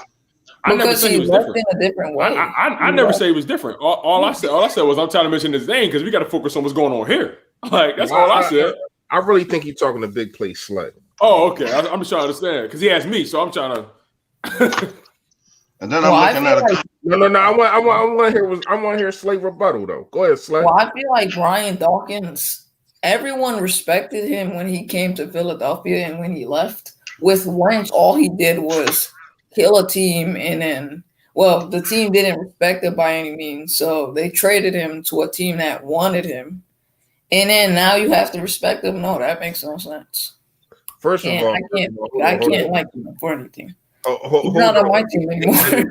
Nowhere else. He didn't want to go nowhere else. That's number one. That's what happened. They couldn't trade him nowhere else because he didn't want to go nowhere else. And you have that kind of power. We've seen James Harden just do the same freaking thing. You have that kind of power when you are a star. You know what I mean? That's just what it is. Yeah. Real quick, and this is my last point about Carson. I really feel like this is my personal last point. I can keep going, but I I really feel like if we would have never paid him, this wouldn't be as complicated. Exactly. Like, that's the real like, damn, like we leveraged so much into him. And it's like that's how you handle the situation. Philadelphia Eagles organization. That's how you handle it. You give them all this, and this is what you provide a return. Like, it's just the money is what makes it way more complicated. If you never draft Jalen Hurts, we're not having this discussion. If they never paid him, if they never paid him all that, you could have paid him. Galvanized the team like the right man. I think those two decisions go hand in hand, though. No, like I don't think so, because you could have still paid him. And I think that he would have been just fine if you not take a quarterback and you get somebody that either can protect him or be a weapon for him or be a weapon on the other side. No. I think you misconstrued what I'm saying. I don't think it was a problem to give him the money. I'm saying, all things considered, when you really look at it in hindsight, it'll all be less complicated if they didn't pay him at that time. Exactly. I'm talking about in hindsight. You want to pay him after year 5? I felt that. Got his money. They should have paid him after 2019. I'm trying to answer No. I'm just saying, do you want to pay him after Patrick Mahomes got his money? It's all about the timing. You say yeah? No, I never said yeah, but I feel like you could have just at least seen what he had and how the team galvanized around him. You've seen what he had. He just dragged a bunch of plumbers and janitor workers and Walmart employees to the playoffs. You seen what he had. Yeah, that's why I say they should have paid him after that year. They should have paid him in 2019 after. No matter what they paid him. So I'm not trying to figure out. After they paid him, he rewarded them by dragging a bunch of nobodies to the playoffs. Yes or no? Yep, you're right. You got that. So I don't understand what we're talking about here. No, I'm talking about strictly like just when you look at the situation from this perspective where we are now, it's like, damn, like we paid him and then we draft a quarterback in the second round. That shit don't look good. Like, it don't look good. That's what I'm saying. Like, you know, it don't look good. And that's exactly why I had to agree but disagree with B more, because I don't think that they're going to just bow out on Jalen Hurts and go with a quarterback, because that's going to look even worse. The guy that you drafted to be, I don't even know what the hell you drafted him for. I'm not trying to hear none of that Taysom Hill bullcrap. I ain't trying to hear none of that. That was an ego pick. That was an ego pick, honestly. Taysom Hill just got a couple dollars. Yeah. You know what? Taysom Hill just got a couple dollars. He did. He got extended. I mean, and that's not. I don't understand how the hell. I don't think Taysom Hill is better than Watson, but I mean, I'm not Watson, Winston, but whatever. He's valuable because of what he does. He gives you stuff in multiple positions. He's not a starting quarterback. But he's not a quarterback though. He's not like a full. He can't he can't snap under like 50 games. Like, you can't expect them to take you to the Super Bowl. Hey, even though they lost to the Eagles, his record was better than Jalen Hurts. So can I ask y'all fellas why that his team was way better? He got a way better team too. His team was way better. Be more. Come on now. Come on, and a way better defense. Hey, it is what it is. The wins and losses go on the quarterback. So why did Aaron Rodgers thrive when he picked up Love in the first round? Because he got Devontae Adams. Because they got a stud wide receiver out there. Okay. And a stud running back. That just got paid. And a stud running back. Okay. He just got paid. And Aaron Rodgers is mentally tough. And not only that, here we go with this hold on, everybody. And not only that, people act like just because you got 5 years in the league, you're supposed to be polished all the way around the board. No, Aaron Rodgers, you can say Aaron Rodgers is polished but still need work. But he's more polished than Carson Wentz. He got 15 years in the league. That's two different kind of players, mentally and physically. It's two different kind of players. Brother, what it is, everybody be saying that, but you can't compare them too. Oh no, you can't compare them. But what you can put out there is that once and it's predominantly a lot of quarterbacks.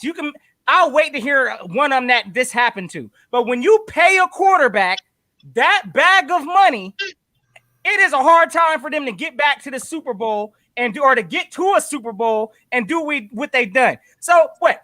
For example, Russell Wilson, he got his bag. What he do since? Nothing.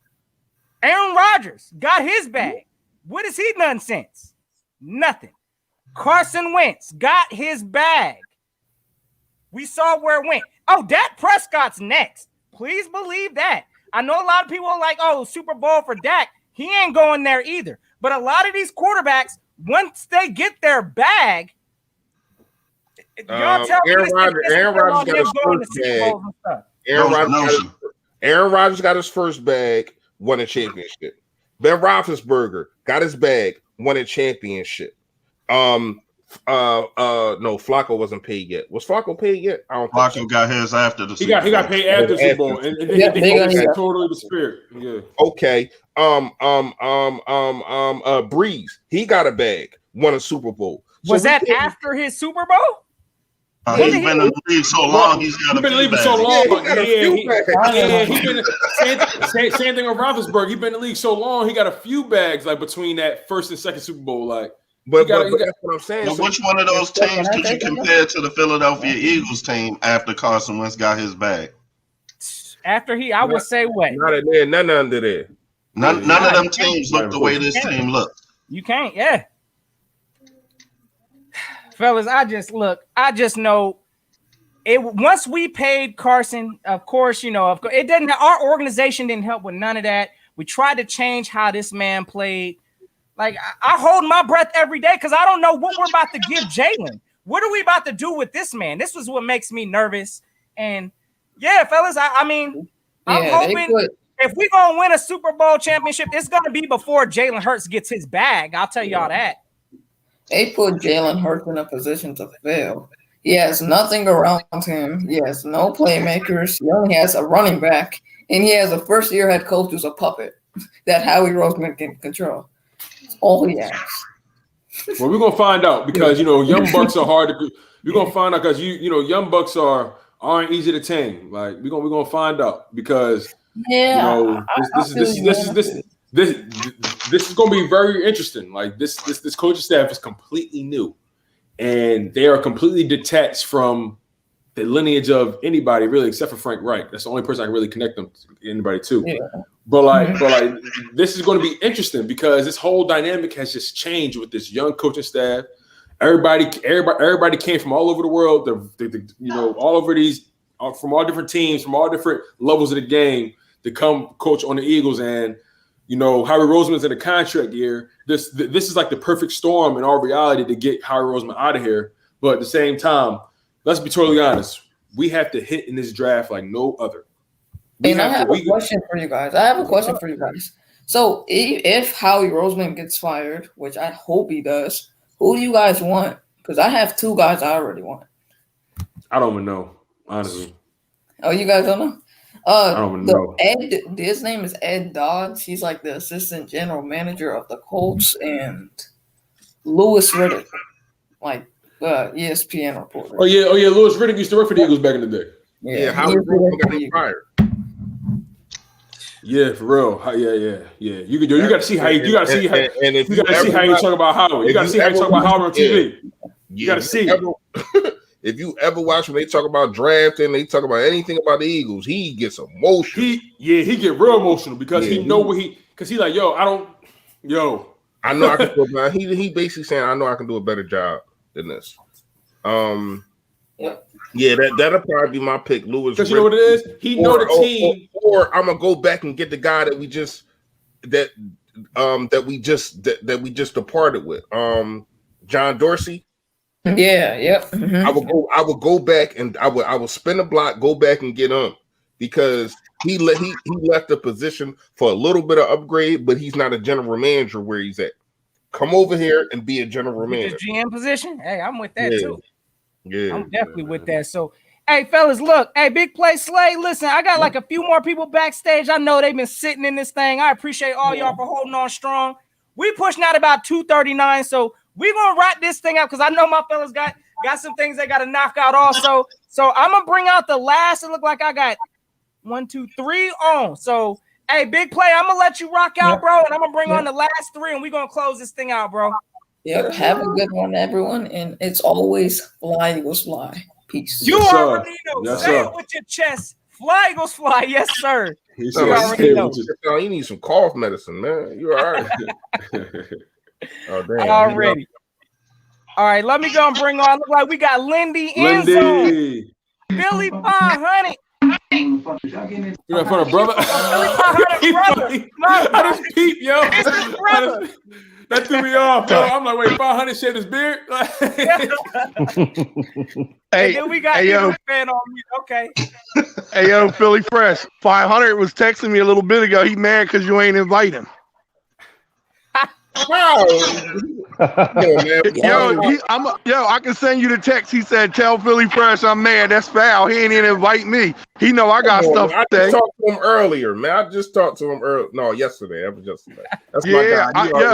I talk to him like 6 or 7 times a day. But yeah, hold on. I got a bone to pick with you, Notion. I get 3 super chats. 3 super chats, and you ain't say nothing. If it was Philly Fresh, he would have stopped everything and be like, hold on, my boy on here. Hold up. Yo, all he did was put it on the screen and let it go right by. I was like, yo. He said, yo. Hey, listen, you gotta be kind of calm with him, man. We ain't do this in a while. He a little rusty with it, you know what I mean? You already know. Yeah. Oh man. Let me kick some flavor for you real quick. So, yes, sir. I do agree with you, Fresh, about Goddard. I think that the Eagles should draft Pitts at number 6. Let him play alongside Goddard.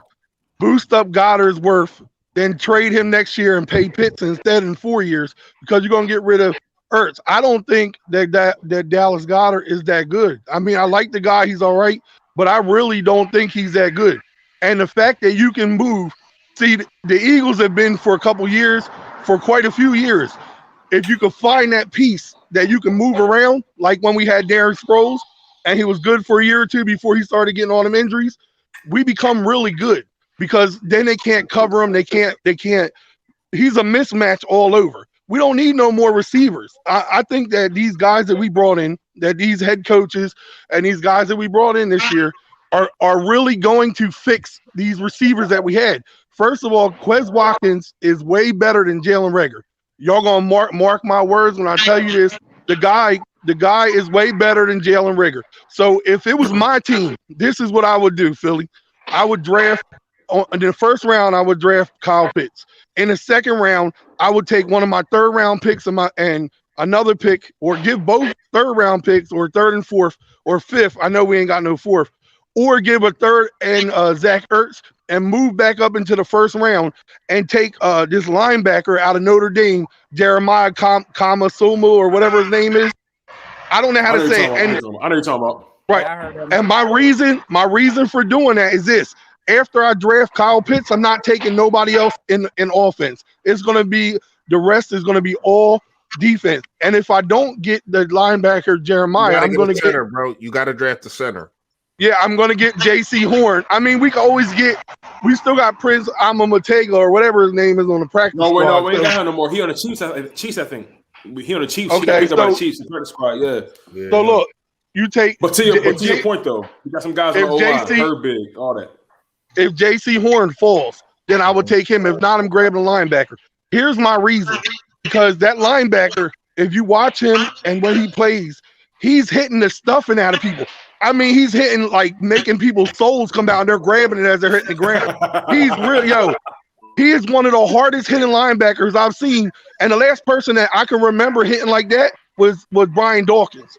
So, that's what I would do. And then I would draft all defense. And because I think our offense is going to be really, really, really good. So, look, Jalen Hurts, he has mobility. His arm is decent. He'll get better as the years go on. I think with all the speed that he has, not to mention Philly Fresh, I'm telling you, here's our X factor. Marquise Goodwin. You start him at number 1. You take Travis Fulgham at number 2. You put Kyle Pitts and Dallas Goedert as the 2 tight end set, and you put Jalen Reagor in the slot. That's as simple as that. And then you take Michael Warren or Elijah Holyfield off the practice squad, and you have them line up behind Miles Sanders when you're running. You got the bruiser back. You got the talent on the offense. They're going to be good. But to answer your question, Philly Fresh, about Carson Wentz. So you know the old saying goes, the good buildings are the older buildings are the best buildings, the ones that are built, really tough. Carson Wentz was one of the newer buildings, one of the flashy buildings. So when the wind blew, he got rocked a little bit. But when the hurricane came down and started really blowing, he felt he couldn't do it. They tried to make him into somebody he was not. They told him gain weight, stay in the pocket, be a pocket passer. He ain't Ben Roethlisberger. He needs RPOs. He needs to roll out. He needs to do that stuff. But in order to be in Philly, because you live there, right? Philly Fresh, you live in Philly, right? All day. Okay, so to be in Philly, you got to be tough. The reason some players last long, Brian Dawkins, Jeremiah Trotter, Refrigerator Perry, all these players that lasted and was there that long was because they was tough. And the problem that we've been having is we be drafting these weak-ass-minded quarterbacks who have talent, but as soon as somebody talk about them, they want to go cry to their mamas and have, or Mr. J.J. Arthur-Whiteside having his mom carry an umbrella around while he's at practice. If you don't get the hell out of my face with that, so listen, what I'm trying to say is this. Carson Wentz has talent and he was good. The problem is Philly wasn't right for him because he's weak-minded and he can't take that pressure. As soon as look what Jalen Hurts is doing, Fresh. I've not seen a individual person on the Eagles team work as hard, or any quarterback work as hard as Jalen Hurts is doing this offseason right now since Brian Dawkins. Remember when he was trying to get stronger, where he was like he want to hit people harder, he want people to feel him like he's running through a wall every time, and he did that. Jalen Hurts is working really hard. He's grinding. He's hungrier than any quarterback, period. Nobody out there is grinding like this man. So you going off too much, and you saying a bunch of stuff that need to be interjected on, because you talk about the work that Hurts putting in. Where did Carson Wentz get the weight from? He didn't sit home and sit at the table and eat deer that he shot. He had to be in the weight room to can't run. How did Carson Wentz come back 9 months after tearing his ACL and LCL without getting in the gym, putting in that work? So you ain't gonna sit here and say that guy's weak-minded when you don't know nothing about this guy. You go off of what you hear and what you think, and then that's what you try to present, and that's what you use to prove your case. But your case I'm not going off of what I'm telling you. I'm looking at this man. Look, first of all, I thought it was good that he didn't say anything when the media was bashing him and stuff. But the simple fact of the matter was, I wouldn't have left and I wouldn't have went anywhere. That's a weak-minded person. Gotta stay there. And for every time they brought in another quarterback behind him, he always had issues. Nick Foles. I'm gonna tell you like this, because I can't. I'm gonna give you a perfect example. I'm not putting myself on a professional athlete's level, but I'm a union electrician. So the way that I look at these athletes are, they're subcontractors. So if you choose that the contractor that you're working for isn't where you want to be, then you have the right to drag up, as we say in the union. So he goes find another contractor to work for. The NFL is the union. The teams are the contractors and the players are the subcontractors. Those days are gone where you have to stay and deal with all this. These players are allowed to speak their voice and move if they don't like a situation. And it doesn't have anything to do with the city. So I'm tired of hearing about this. Oh, well, this person ain't Philly this or Philly that. When half of the people that say it don't even live in Philly. So you don't know what Philly is about. I don't live in Philly, but I live in Baltimore, and I've worked in Philly, and I know it's very similar. So that whole Philly tough thing ain't got nothing to do with what you do out there. Be more Philly. I feel you though, but answer this then. What are you gonna say? Because I already see it happening, right? I see a reboot of 2017. I think Howie Roseman. First of all, he's not gonna get fired. That's not gonna happen. They're gonna watch him extend his contract halfway through the season. Watch. I'm telling you, listen, I can see it happen. I told Philly 500 this. We talked about, listen, it's going to be a reboot of 2017. Everything he does this year is just going to go right. Everything he's going to drop enough money to where he can get like maybe a safety and a linebacker in free agency. Everybody he drafts is going to hit this year. He's going to look brilliant. Jalen Hurts, the line's going to stay healthy. Jalen Hurts is going to do good. What are you going to say when this man, who everybody says he doesn't have a good enough arm, he doesn't see defenses good enough, he's never really accomplished nothing, but he's went to the championship game a couple times. I mean, I understand, you know, look at his counterpart. I thought Tua was worse than Jalen Hurts last year, and Jalen Hurts only played 4 games.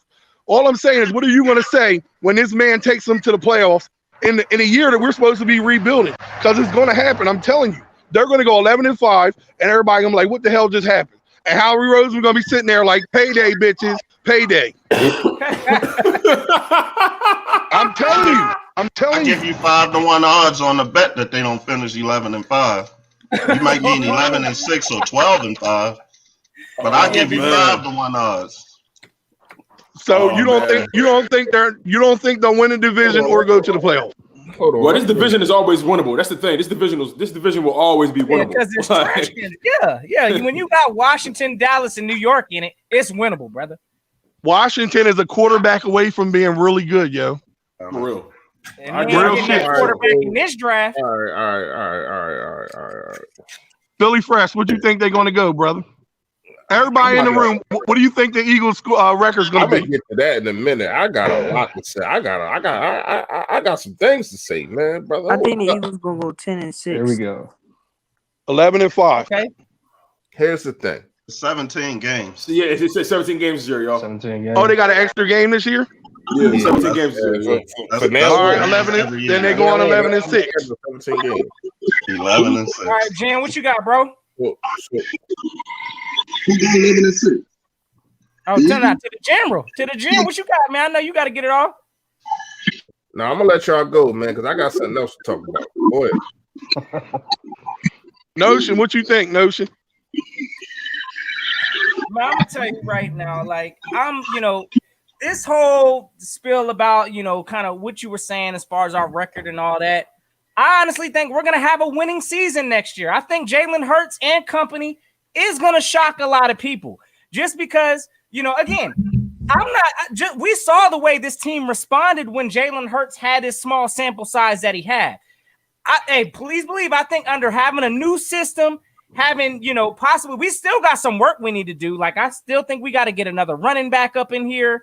Like, what made us successful in 2017 was we were predicated by our run game. We had a nice run game. We had Jay Ajayi. We had, what was it? What was the other? Corey Clement. Yeah, there you go. Y'all already know. We had a whole cast of runners that we could take the pressure off of our quarterback. We ain't got that now, so I think we definitely need to get back to some of that. But at the same time, yes, I think we're going to be in a winning season next year. I think we're going to shock some people, and that's kind of where I see it. I believe in Jalen Hurts. I'm seeing his work ethic now. Again, you believe in Adrian Killins. Hey, you already know. Hey, well, Adrian Killins, I don't even. Let's be real. Adrian Killins didn't get a fair shot. I don't know. That's not. They weren't in a position to have him when they got Jay Ajayi in 2017. They was in a position to add someone like that because they were already a top 5 running team. So they just added a luxury to what they already had. Killins wasn't in a position to be successful in his team. Yeah, for sure. I feel like Killins didn't get a fair shot. Let's keep it real. They really added him because Sproles got hurt. That was really the main reason that they added him. Yeah, that's they had Clement. They still had. You talking about the Ajayi? They added Ajayi because Sproles got hurt. That's why they added him, bro. Yeah, he had an ACL tear. Yeah, he tore his ACL. Yeah, but I mean that season, I don't even think it was completely predicated on the run game as a whole. That entire team was loaded with talent, and there was so much depth at the core positions. Talent.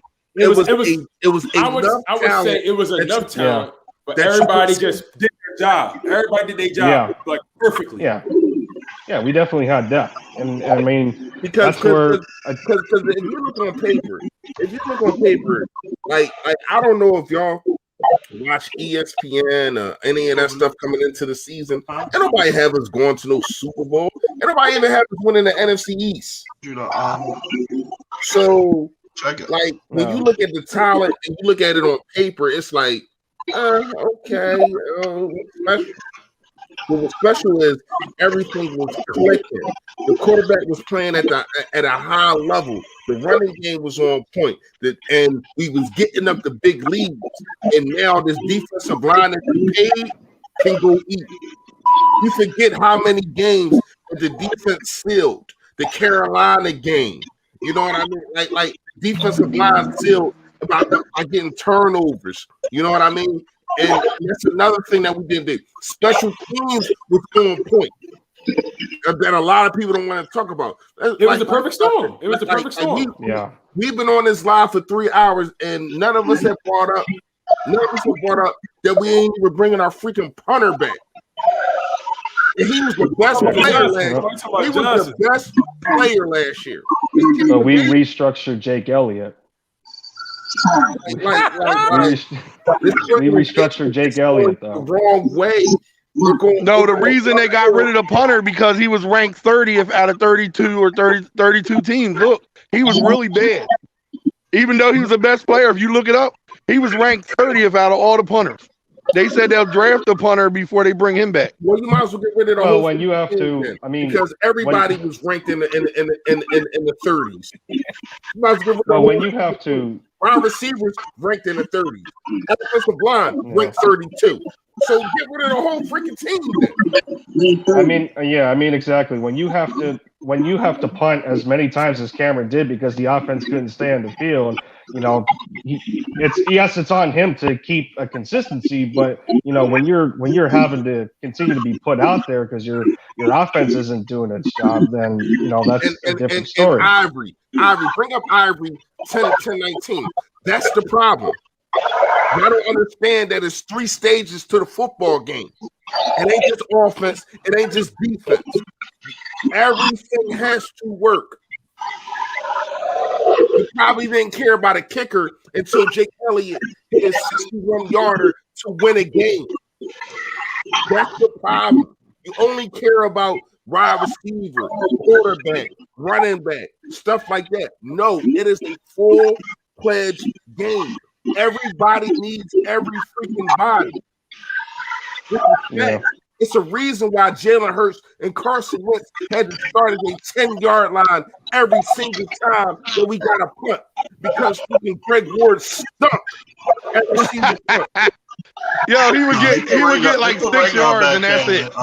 When Hurts came, they put Greg back there and he runs for a freaking touchdown. These are the things that we gotta understand. Hey, body bag, I'm gonna let you go. We're gonna be getting out of here soon. I got work in the morning, and I know my guy Tone do too.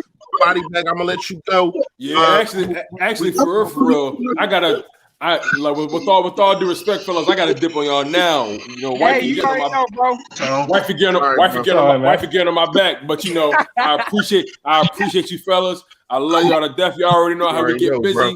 You already know, man. Listen, I'm your boy, Tone DeShields II. Y'all gotta lock in on Chalk It Up. Y'all like, comment, and subscribe. All right, bro, everybody doing the content. I'm gonna text you, make sure you're still alive, all right? Say it again, bro. I'm gonna text you, make sure she don't kill you. I'm gonna text you, make sure you're still alive. Yo, check on me, please. Check on me, check on me, man. All right, fellas, y'all take care. Be easy. Already Tone, y'all make sure y'all go sub my guy up. Y'all already know he's in the link. Y'all go check my man Tone out. But yeah. Hey, listen, I'm in I can't hear you. Hey, yeah. Can you hear me now? Not really. What's going on? Which one? Your phone?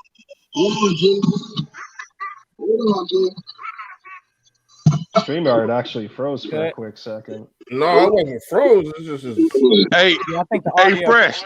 Hey, you think that our practice squad players are going to be better than our regular players again this year? Oh, jeez. No, because all the practice squad guys came up. Because we signed them all. They already up now. That's the farm system. They the starters. I mean, Fulgham. You got Fulgham, Greg Ward, hopefully they bring up either Warren or Holyfield, like you said. Warren not on the team. You said, Warren not on the team. My bad, I forgot. Yeah, remember last year in preseason, before the season started, they said when they were practicing at Holyfield, the defense said they liked to play against him because he was good. Like, and I didn't understand why they didn't give him a chance. Yeah, but we hear you. Hold on 1 second. But they said the same thing about Burnett. It was another wide receiver. I can't remember his name that they kept talking about. And Davis. Yeah, Davis. Robert Davis. Like they kept the guys that they was talking about wasn't the guys that performed. Like they kept saying that Jordan Mailata wasn't ready. That's what they kept telling us. They didn't give him a chance. Wasn't ready. He came on. It was the best. It was the best lineman. I mean, you could argue him and Jack Driscoll, but he was the best lineman for us all year. We was getting reports though, like that Joe Osman was eating that man up. No, I told you what they did with Mailata, and I think they actually did the same thing this year with Dillard. I think that they basically used a professional way to redshirt a player. No, but I'm talking about this year. That's what I'm saying. You know, they did that 2 years with Mailata. Right. Like he didn't get active in the 2 years, and I think they were just using those years to build him up to be football ready because he never played football before. And I think that's what they used this year for, is to get Andre Dillard to the point where he's ready to go out there, to toughen him up and to get him. You gotta get rid of Dillard too. So that's a good question. So because it's so important, and we just seen through the 2020 season for Carson Wentz and also Jalen Hurts, and we just seen in the 2021 Super Bowl how important offensive line is. So if you got the guys that we got now, what's your line looking like? I don't care who started. What's your line looking like? What's the line with the guys right now? Yes. With the guys right now. All right, I'll give it to you right now then. The line's looking like this. Of course, Kelsey still playing centerpiece, going straight to the center. We got left guard? Salamalu, probably. Salamalu. I'll put him out there. Yes. Right guard. Yes. I don't know what we're doing with Brooks yet, but I mean, if Brooks is coming back, you got to insert Brooks into the lineup. Yeah, you do, but you got to get somebody else for him too, though, man, because he's injury prone, man. I'm tired of Brooks. I'm gonna be honest with you. You want to talk about money? That motherfucker got money. We paid him a lot of money, and he's been hurt for the past 2 years. You know, Lane Johnson is pissed off with Howie. I don't know how long he's gonna be with us. I give it take Kelsey be here for his last year. We need offensive line. I'm telling you, we need an offensive line because this offensive line can't hold up for 16 games. I'm gonna be honest with you. Maybe Mailata can because he's fresh. 17 now, bro. Well, Mailata was 17. Okay, my bad. 17. My bad. All right, 17. I like Drixel. I like him. I do, but he still needs work. Herbig was okay as well. He's too short. He's too short, man. He was getting polarized too. Like, I don't know, man. I don't know, man. Look, Kansas City, they just signed Tooney. Kansas City just signed Tooney from the Patriots. They just took Tooney from over there. Yeah, like, how come we not hopping on this shit? I don't know, man. How do y'all feel about the Jalen Mills thing? We ain't got no money, bro. We ain't got no money. We ain't got no bread. It was his time to go. Yeah, but you know what? We could have got him last year, and we chose not to. We can't sign a freaking mascot. No. I'm saying though, last year we could have, and we chose not to. We could have traded for him, and we chose not to. That's all I'm saying. Like, all right. You talking about last? I thought you were talking about right now. No. All right. So, what's your offensive line looking like right now? Who you got starting? Oh well, man, I got Mailata, I got Salamalu, I got Kelsey, I got Brooks, I got Lane. I don't know, man. I really don't feel comfortable. I really don't feel comfortable with Brooks no more. I really don't, man, because if Lane doesn't play, his anxiety starts to kick in, and he's going to leave the game. I need you to play. I'm gonna be honest, bro. No offense that he has that problem, but that's bad because he actually left. He had no choice but to leave. It's nothing that he can do. It's certain things that. So what? We supposed to deal with that though, Fresh? No, every year? It's not about dealing with it, but saying that I'm tired of it. That's kind of harsh, bro. Like, I'm not tired. No, I'm tired of that. Every time this offensive line, there's always something. They're hurt, is nicked up, this and that. We got to get better. Maybe I don't know. Maybe it's the how you say it, the doctors and stuff. Maybe they're not doing their job. If I had to pick one, I would probably pick Brooks over Lane Johnson.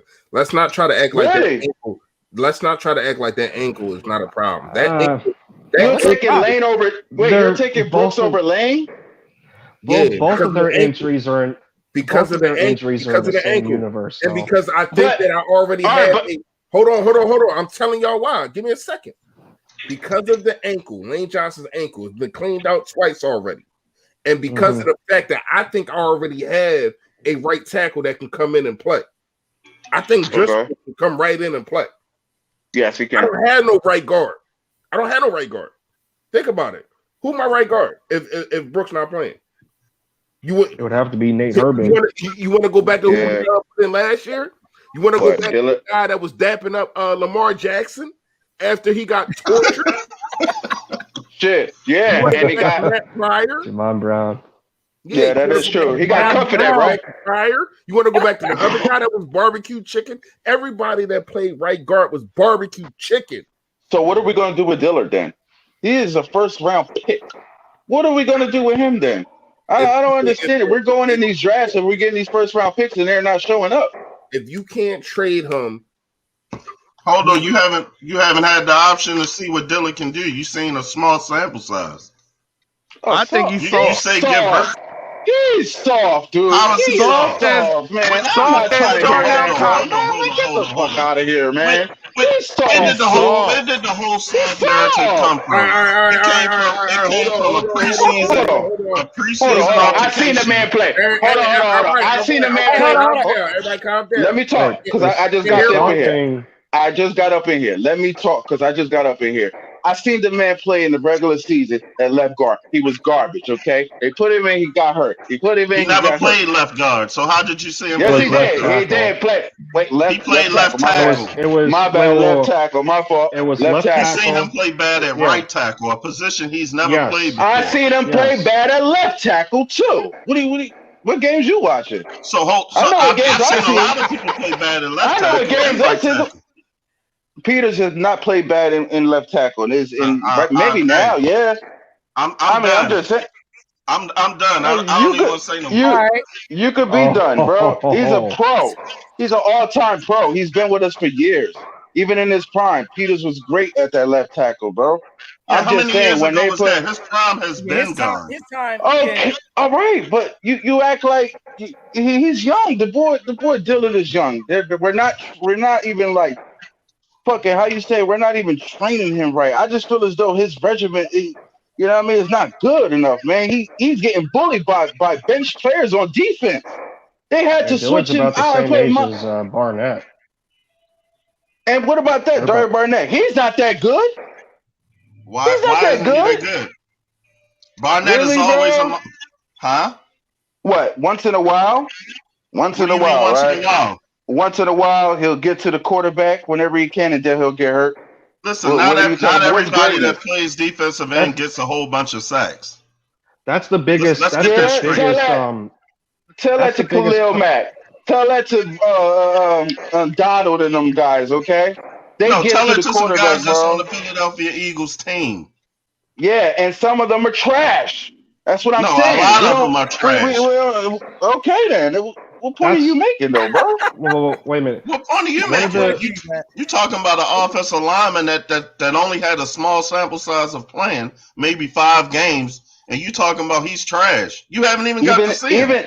Bro, even in practice, he was trash, though, bro. Are you out in practice watching the man practice? Bro, they're giving live sessions of them training, and the nigga was trash, bro. Jesus Christ. When did you see him? His rookie year, right? Because you didn't see him this year. No, I didn't see him this year. He got hurt, actually, right? Yeah, he was injured this year. He got hurt. If you was listening to what I said, his injury wasn't something that merited a year a year on the injured reserve. I said they possibly could have been redshirting him this year to toughen him up, to get him more acclimated to the NFL game. And you can ball your face up. I'm giving you logic. So we're redshirting people so they could be more tougher for the NFL. That's what they did it with Mailata for 2 years because they didn't want to. Mailata didn't know how to play football. Okay, and maybe Dillard didn't know how to play professional football. He's a first round pick, man. What that mean? Jalen Rager was a first round pick. He was supposed to be first round pick. To be honest with you, you want me to be honest with you? He wasn't supposed to be a first round pick. Because it's Eagles. We always do that. We always try to change it. We'll go pick anybody up in the draft. See, the worst part about this whole thing is there's the strongest common denominator with all these core positions that we're talking about, especially with the young players, is that they can never stay on the field because they're not that they're injury prone, but they're constantly getting hurt. So they don't have the benefit like a lot of these healthier players do as to getting the reps on field that they need besides the offseason and training camp, preseason games, whatever it may be. They're not getting that chance. And that's one of the biggest reasons why they're so inconsistent. It's not so much from a talent perspective, but they're just not on the field enough to build upon what they've, accumulated skill-wise in college. Okay, so how do y'all feel about Jalen Mills then leaving? Did you like Jalen Mills? I mean, I'm gonna tell you right now. Do y'all think Jalen Mills was like that? I don't think Jalen Mills was like that. For where we got him at, he was drafted in the 7th round. Oh yeah. So he was a late day from out was all positive, regardless of what you think. He was a 7th round pick that produced. Yeah, I mean, especially when you look at the depth at the secondary, especially safety right now. I mean, it's not looking pretty. It's not looking good, but he wasn't great either. He was garbage. I mean, Mills was garbage to me, bro. I mean, wait a minute. Come on, would bro. you take Jalen Mills? Wait, would you take Jalen Mills over Marcus Epps? Yes, you're going to take him over Marcus Epps. I would. Yes, I would. I mean, that's what's left of the safety position right now. You got Rodney McLeod. Are we giving these guys time? Are we actually coaching these safeties? Or are we just putting anyone out there? Like, can we really coach talent? Like, listen, I understand. Go ahead, bro. Go ahead. No, I was just saying a lot of this stuff that we judging our secondary, our safeties, like that was scheme. I'm sorry, Jim Schwartz had our whole secondary looking like it didn't matter who was back there. Darius Slay last year had a mediocre year, and I mean, he was by himself. Yeah. Who was on the other side beside him? See, this is what I have a problem with. I mean, I have a problem. Listen, like if I was to go get Slay, I gotta go get somebody else for him. This is the problem that we had with Jenkins. Michael Jenkins played every position back there, and since because he had a little progression, we didn't want to pay him, so we get rid of him. No, it wasn't that. He had to actually play every position because the 2 corners that we had, Ronald Darby, Mills, they were trash, bro. He had to actually signal them. Yo, go here, go there, do this, do that. 100% he hasn't. Snaps, Michael Jenkins never played safety at all. He always was playing. Huh? How are these players looking now that they're on other teams? They may look great. I don't know. Mills just went to the Patriots. They know how to coach talent. I'm not saying the man is like that. I'm just saying they know how to coach talent over there. All right, how can you say that they're trash if they go somewhere else and they produce? They're being underutilized over here. Always because every time we let go of someone for some reason they shine. They're marvelous. So apparently it's not them. No, it's this organization. It's the way we coach our players. I'll be honest, bro. We don't know how to coach talent, bro. Certain talent don't want to come to us because they don't like our fan base. I'm gonna say the coaching machine that we had. I don't know what these guys are gonna do with for years though. But I mean, for years, like for you know how many coaches that we done been through, bro. We've never had a lot of coaches. We've never really had this big of an issue on defense.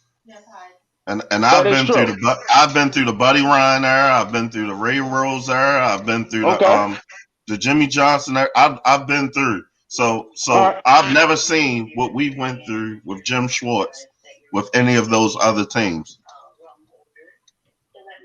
So 17. So is 17 the fluke, or was that a good defense? Was 17 the fluke, or we just put pieces together? We actually went out and got some pieces in play. I'm gonna tell you what 17 was. Because hold on, Fresh. Let me get my opinion real quick. 17 was a situation where the offense was putting points on the board, so we put the other team's offense in a one-way situation where all they could do was pass the ball, and we had healthy secondary that could defend, and that's how we won those games. Only games we struggled in was the games where our offense struggled. Yes. Yeah, I mean, that's last true. year, that is true.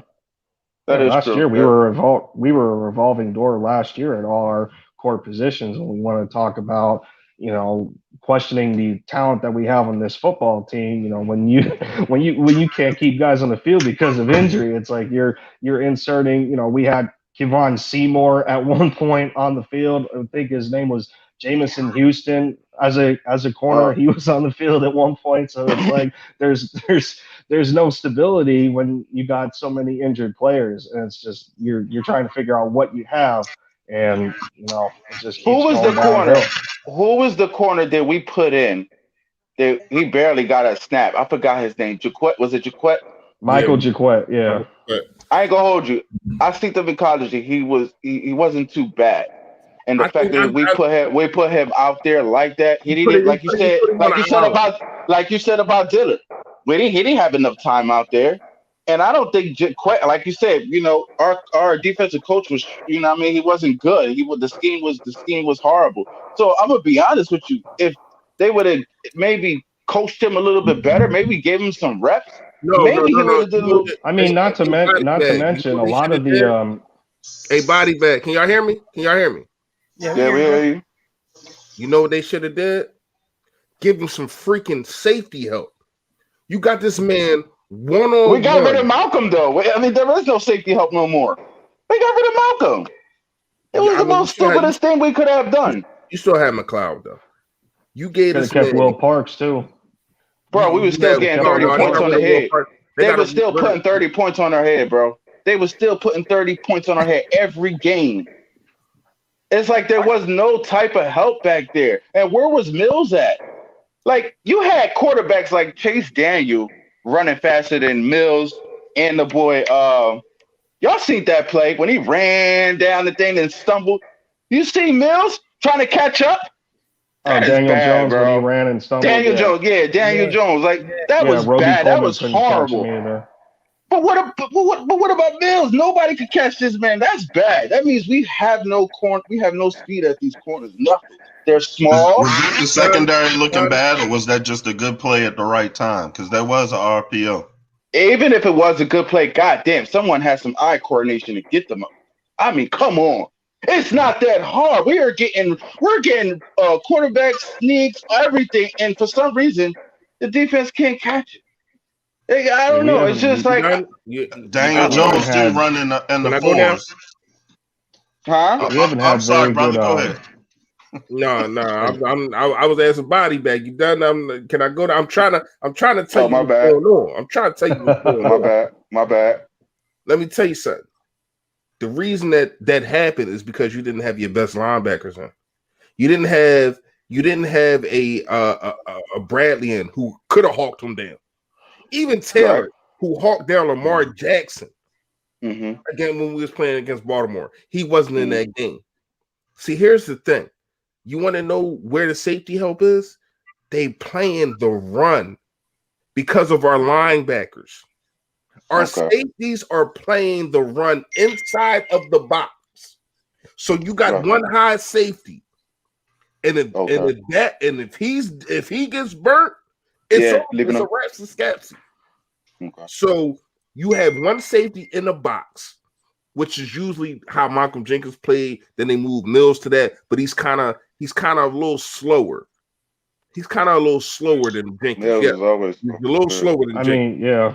When you talk about linebackers, so once he gets by, or whoever gets by that second stream, if he gets by the first guys, which are your linemen, then he gets by the second one. Oh, I only got one guy to beat. Mm-hmm. And then it's over. And that's continuously what we was put in. And also having Darius Slay on 3rd and 5 play 7 yards back. Yep. That's Jim Schwartz. That's his game, though. That's his game, though. Let's not forget from a run defense perspective what Ben Roethlisberger did to us, 3rd down after 3rd down after 3rd down. That's true. Quick pass. It was just a quick pass. Which Nathan Gary shouldn't have been on him, but that's neither here nor there. Tyler Higbee had a field day on us, bro. That's when I knew our linebackers were. When you got Tyler should we go in this Higbee.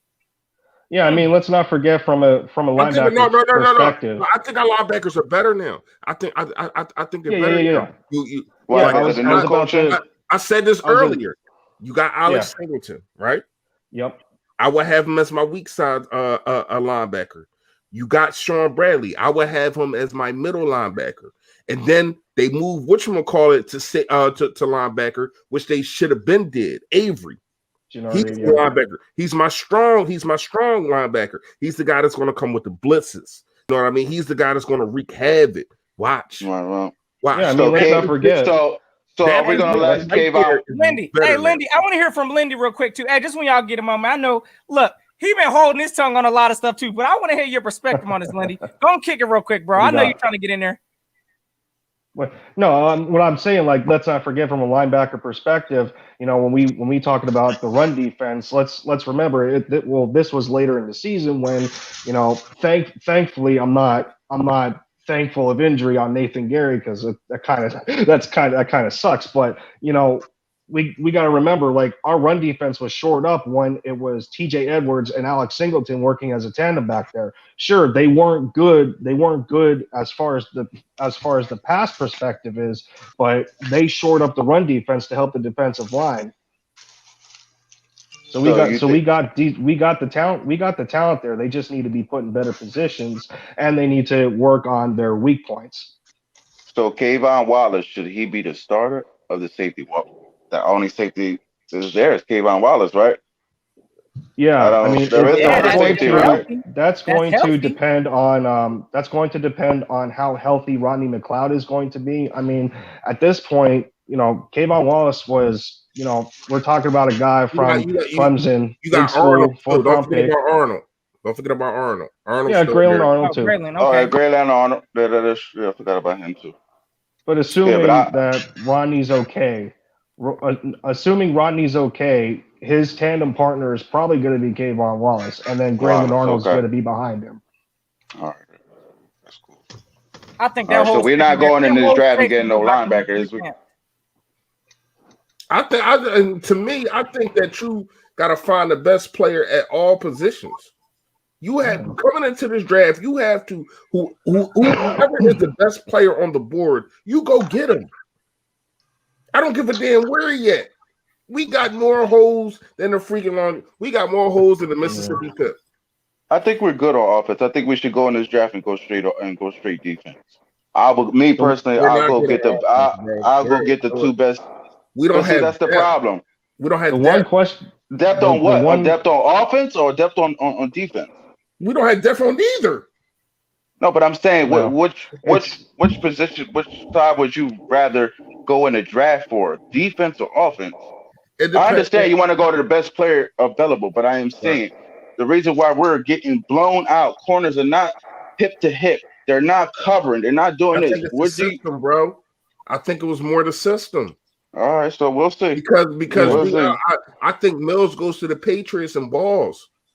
We already seen Sidney Jones, Rasul Douglas. Eric Rowe's still there, right? Huh? Eric Rowe's still there, right? Eric Rowe, He showed out there.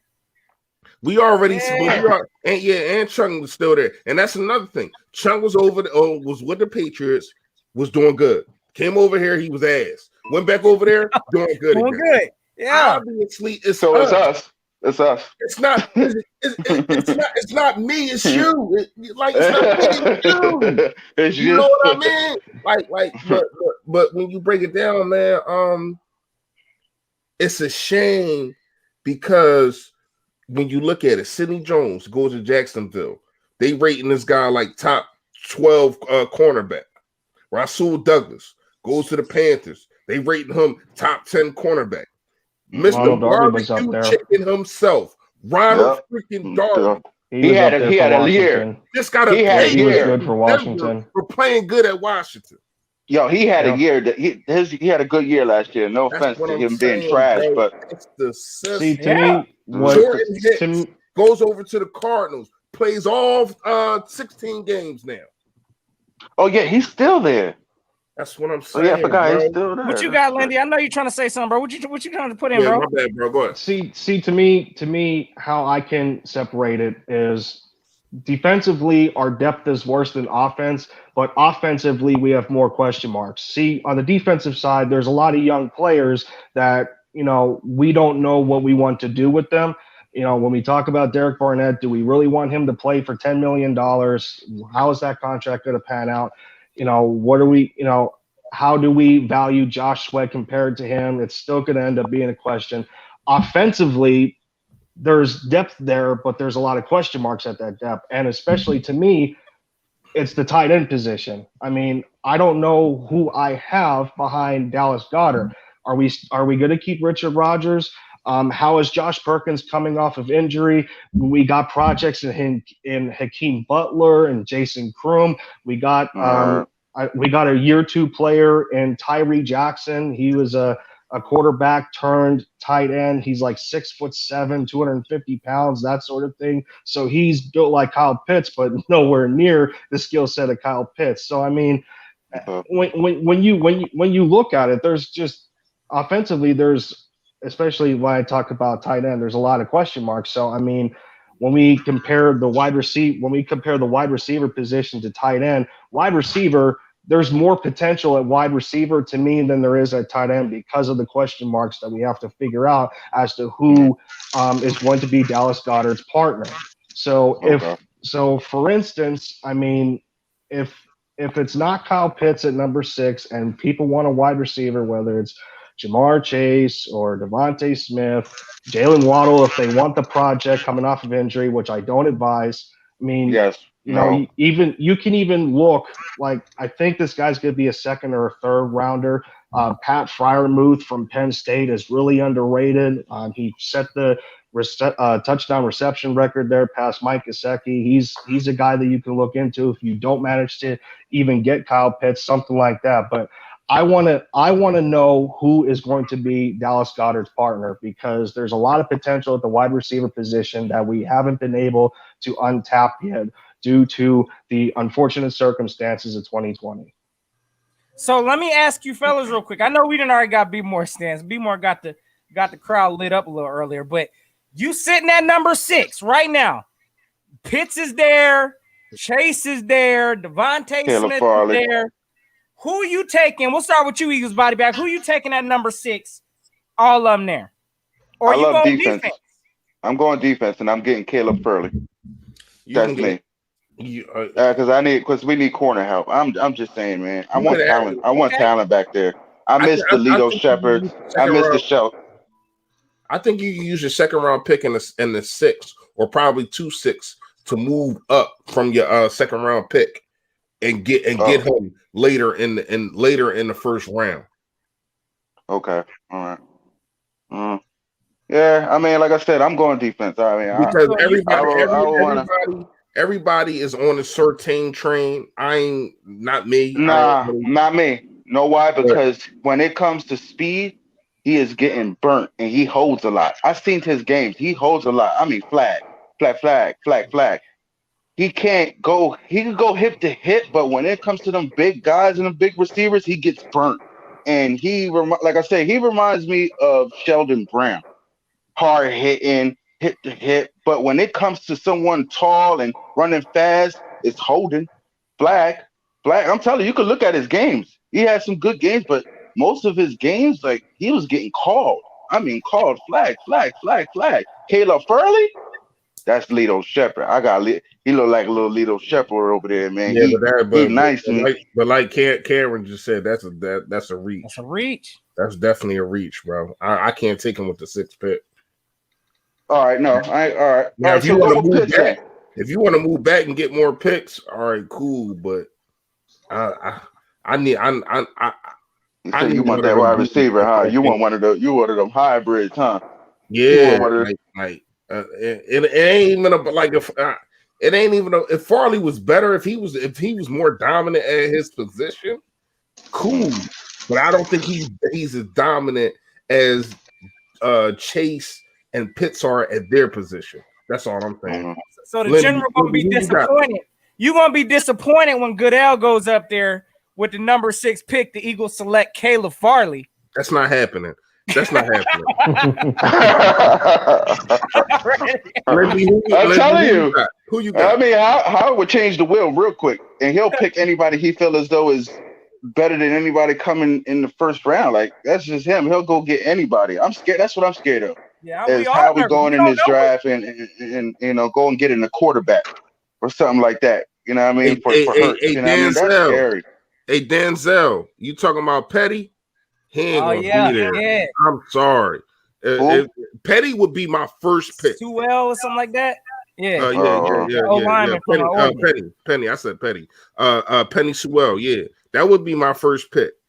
He not gonna be there. Lindy, who you got? Because I got to get out of here soon. I got work. Yes, sir. That's all right. I mean, I just talked about the tight end position. Like, I want to know, I want to know the type of talent that we have there, and there's just too many question marks to me on what we're going to do. I would like to get Dallas Goedert a partner, and I mean, at 6, Kyle Pitts is the only one that's up there. I mean, the other tight ends in the class would definitely be a reach at 6, but I mean, I like his versatility. The only real thing that he would need to get better at is blocking. But if he's gonna predominantly be a receiving tight end, Dallas Goedert proved that he was a better blocker than Zach Ertz. So if you want to make that tandem work, it could be a pretty dynamic duo. So as far as that goes, I could see getting Goddard a partner and going with Pitts. And we got to pay Goddard soon too. That's a whole other thing. We got to pay Goddard too. Miles Sanders. Miles Sanders. I don't know what this dude was. Slay gonna want the rest of his money. Oh, absolutely. That's why you drafted quarterback. Hargrave gonna want the rest of his money. Yeah, that's what happens. Yeah, we out on that note. All right.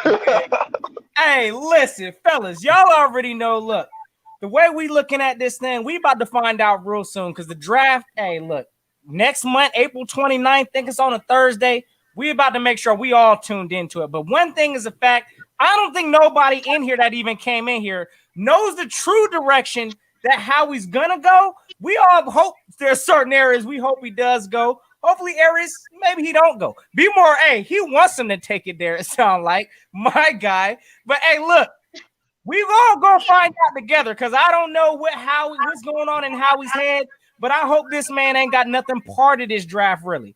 But we got a lot of holes. We got to get these things filled. As y'all all heard, look, my fellas here got different opinions on things. So we're going to see how it all shakes out. But, hey, Lindy, let him know where to find you at, my guy, because I know you got a channel. So, yeah, let him know where you at, bro. I sure do. I'm glad to be back on here. I took a longer hiatus than I expected. The coronavirus ended up getting me, so I had to go into quarantine. But I'm back out. I'm almost 100% again, but I should be back on the grind. I gotta get some Mavericks content up there as well. We got 2 games against the Clippers. They're on right now, so I gotta go get some. I gotta go get some notes on that. My boy Luca gotta take care of business like he did in the playoffs against them. So, but yeah, find me on my channel, Lindy Endzone. I got the same handle on Twitter. Lindy Endzone. Just love to talk to the community, man. Salute, man. You already know we gonna see this thing, Lindy. Fly Eagles fly as always, brother. Yes, sir. Salute. Yes, sir. My guy, body bag. Hey, man, you already know, man. But look, you already know, man. Thanks, man. Huh? You ain't got a channel started up? Nah? Nah, man. I leave that for the experts, man. I leave that for y'all, man. Be more Philly fresh. You know, I leave that for y'all, man. I work a lot. You know, I work a lot, man. So I can't. You know, I know how many times I done missed so many shows. Notifications just be piling up on my phone, bro. I be so busy, man. But Hey, you know what I mean. We still equal. You know what I'm saying? We all gotta watch this this team go through this thing together. So we all seeing it. Everything you said on here, again, everything everybody said. I respect everybody's opinions, and that's what we do it for. Is that, you know what I'm saying? Come together and talk about it. So you already know, fellas. You already know, man. I'm gonna holler at you guys, man. Y'all be safe, man. You already know. Somebody, my bad. I'm laughing at something else. My bad, y'all. You good. You good. Already body bag. And I'm super tired. I ain't gonna lie. You see my eyes. I look changed. Bro, we done been hitting for 3.5 hours, bro. Yeah. So you already know. Hey, B More, you already know, my guy. Hey, you already know. I told you need to start your channel because yes, sir. Warm it up, though. But hey, gang, listen. We appreciate everybody for tuning in. I know my guy Tone had to jump off. Y'all go make sure y'all know where the gen's at. Y'all check his channel out. If y'all new to my ride, y'all know what to do. Go hit that subscribe because y'all know how we rocking. So it's always fly equals fly. Jim, let them know where to find you at so we can take them out of here, bro. Yo, that man. You know what it is, your boy Philly Fresh. Listen, man. Another successful one. Another one, DJ Khaled style. I appreciate everybody that came through, man. I appreciate everybody that called in. Appreciate everybody that the super Yodats. Appreciate them. I appreciate everybody that commented, man. It's hard. It's kind of hard to read everybody comments when things was coming in. I need y'all to look out for the Philly Fresh merchandise coming soon. You know what I mean? The Yodat shirts, all that, man. But other than that, man, appreciate all of y'all. Y'all already know, man. Stay Philly, stay fresh. Yodat. Indeed, and then be more the best reporting, or is the best reporter not reporting? Someone may need to report. You know what it is. Hey, appreciate you for hanging through, my guy. Thank y'all for having me, man. Always, brother. It's always fly equals fly game, and until next time, y'all know what it is. Gonna keep the notion.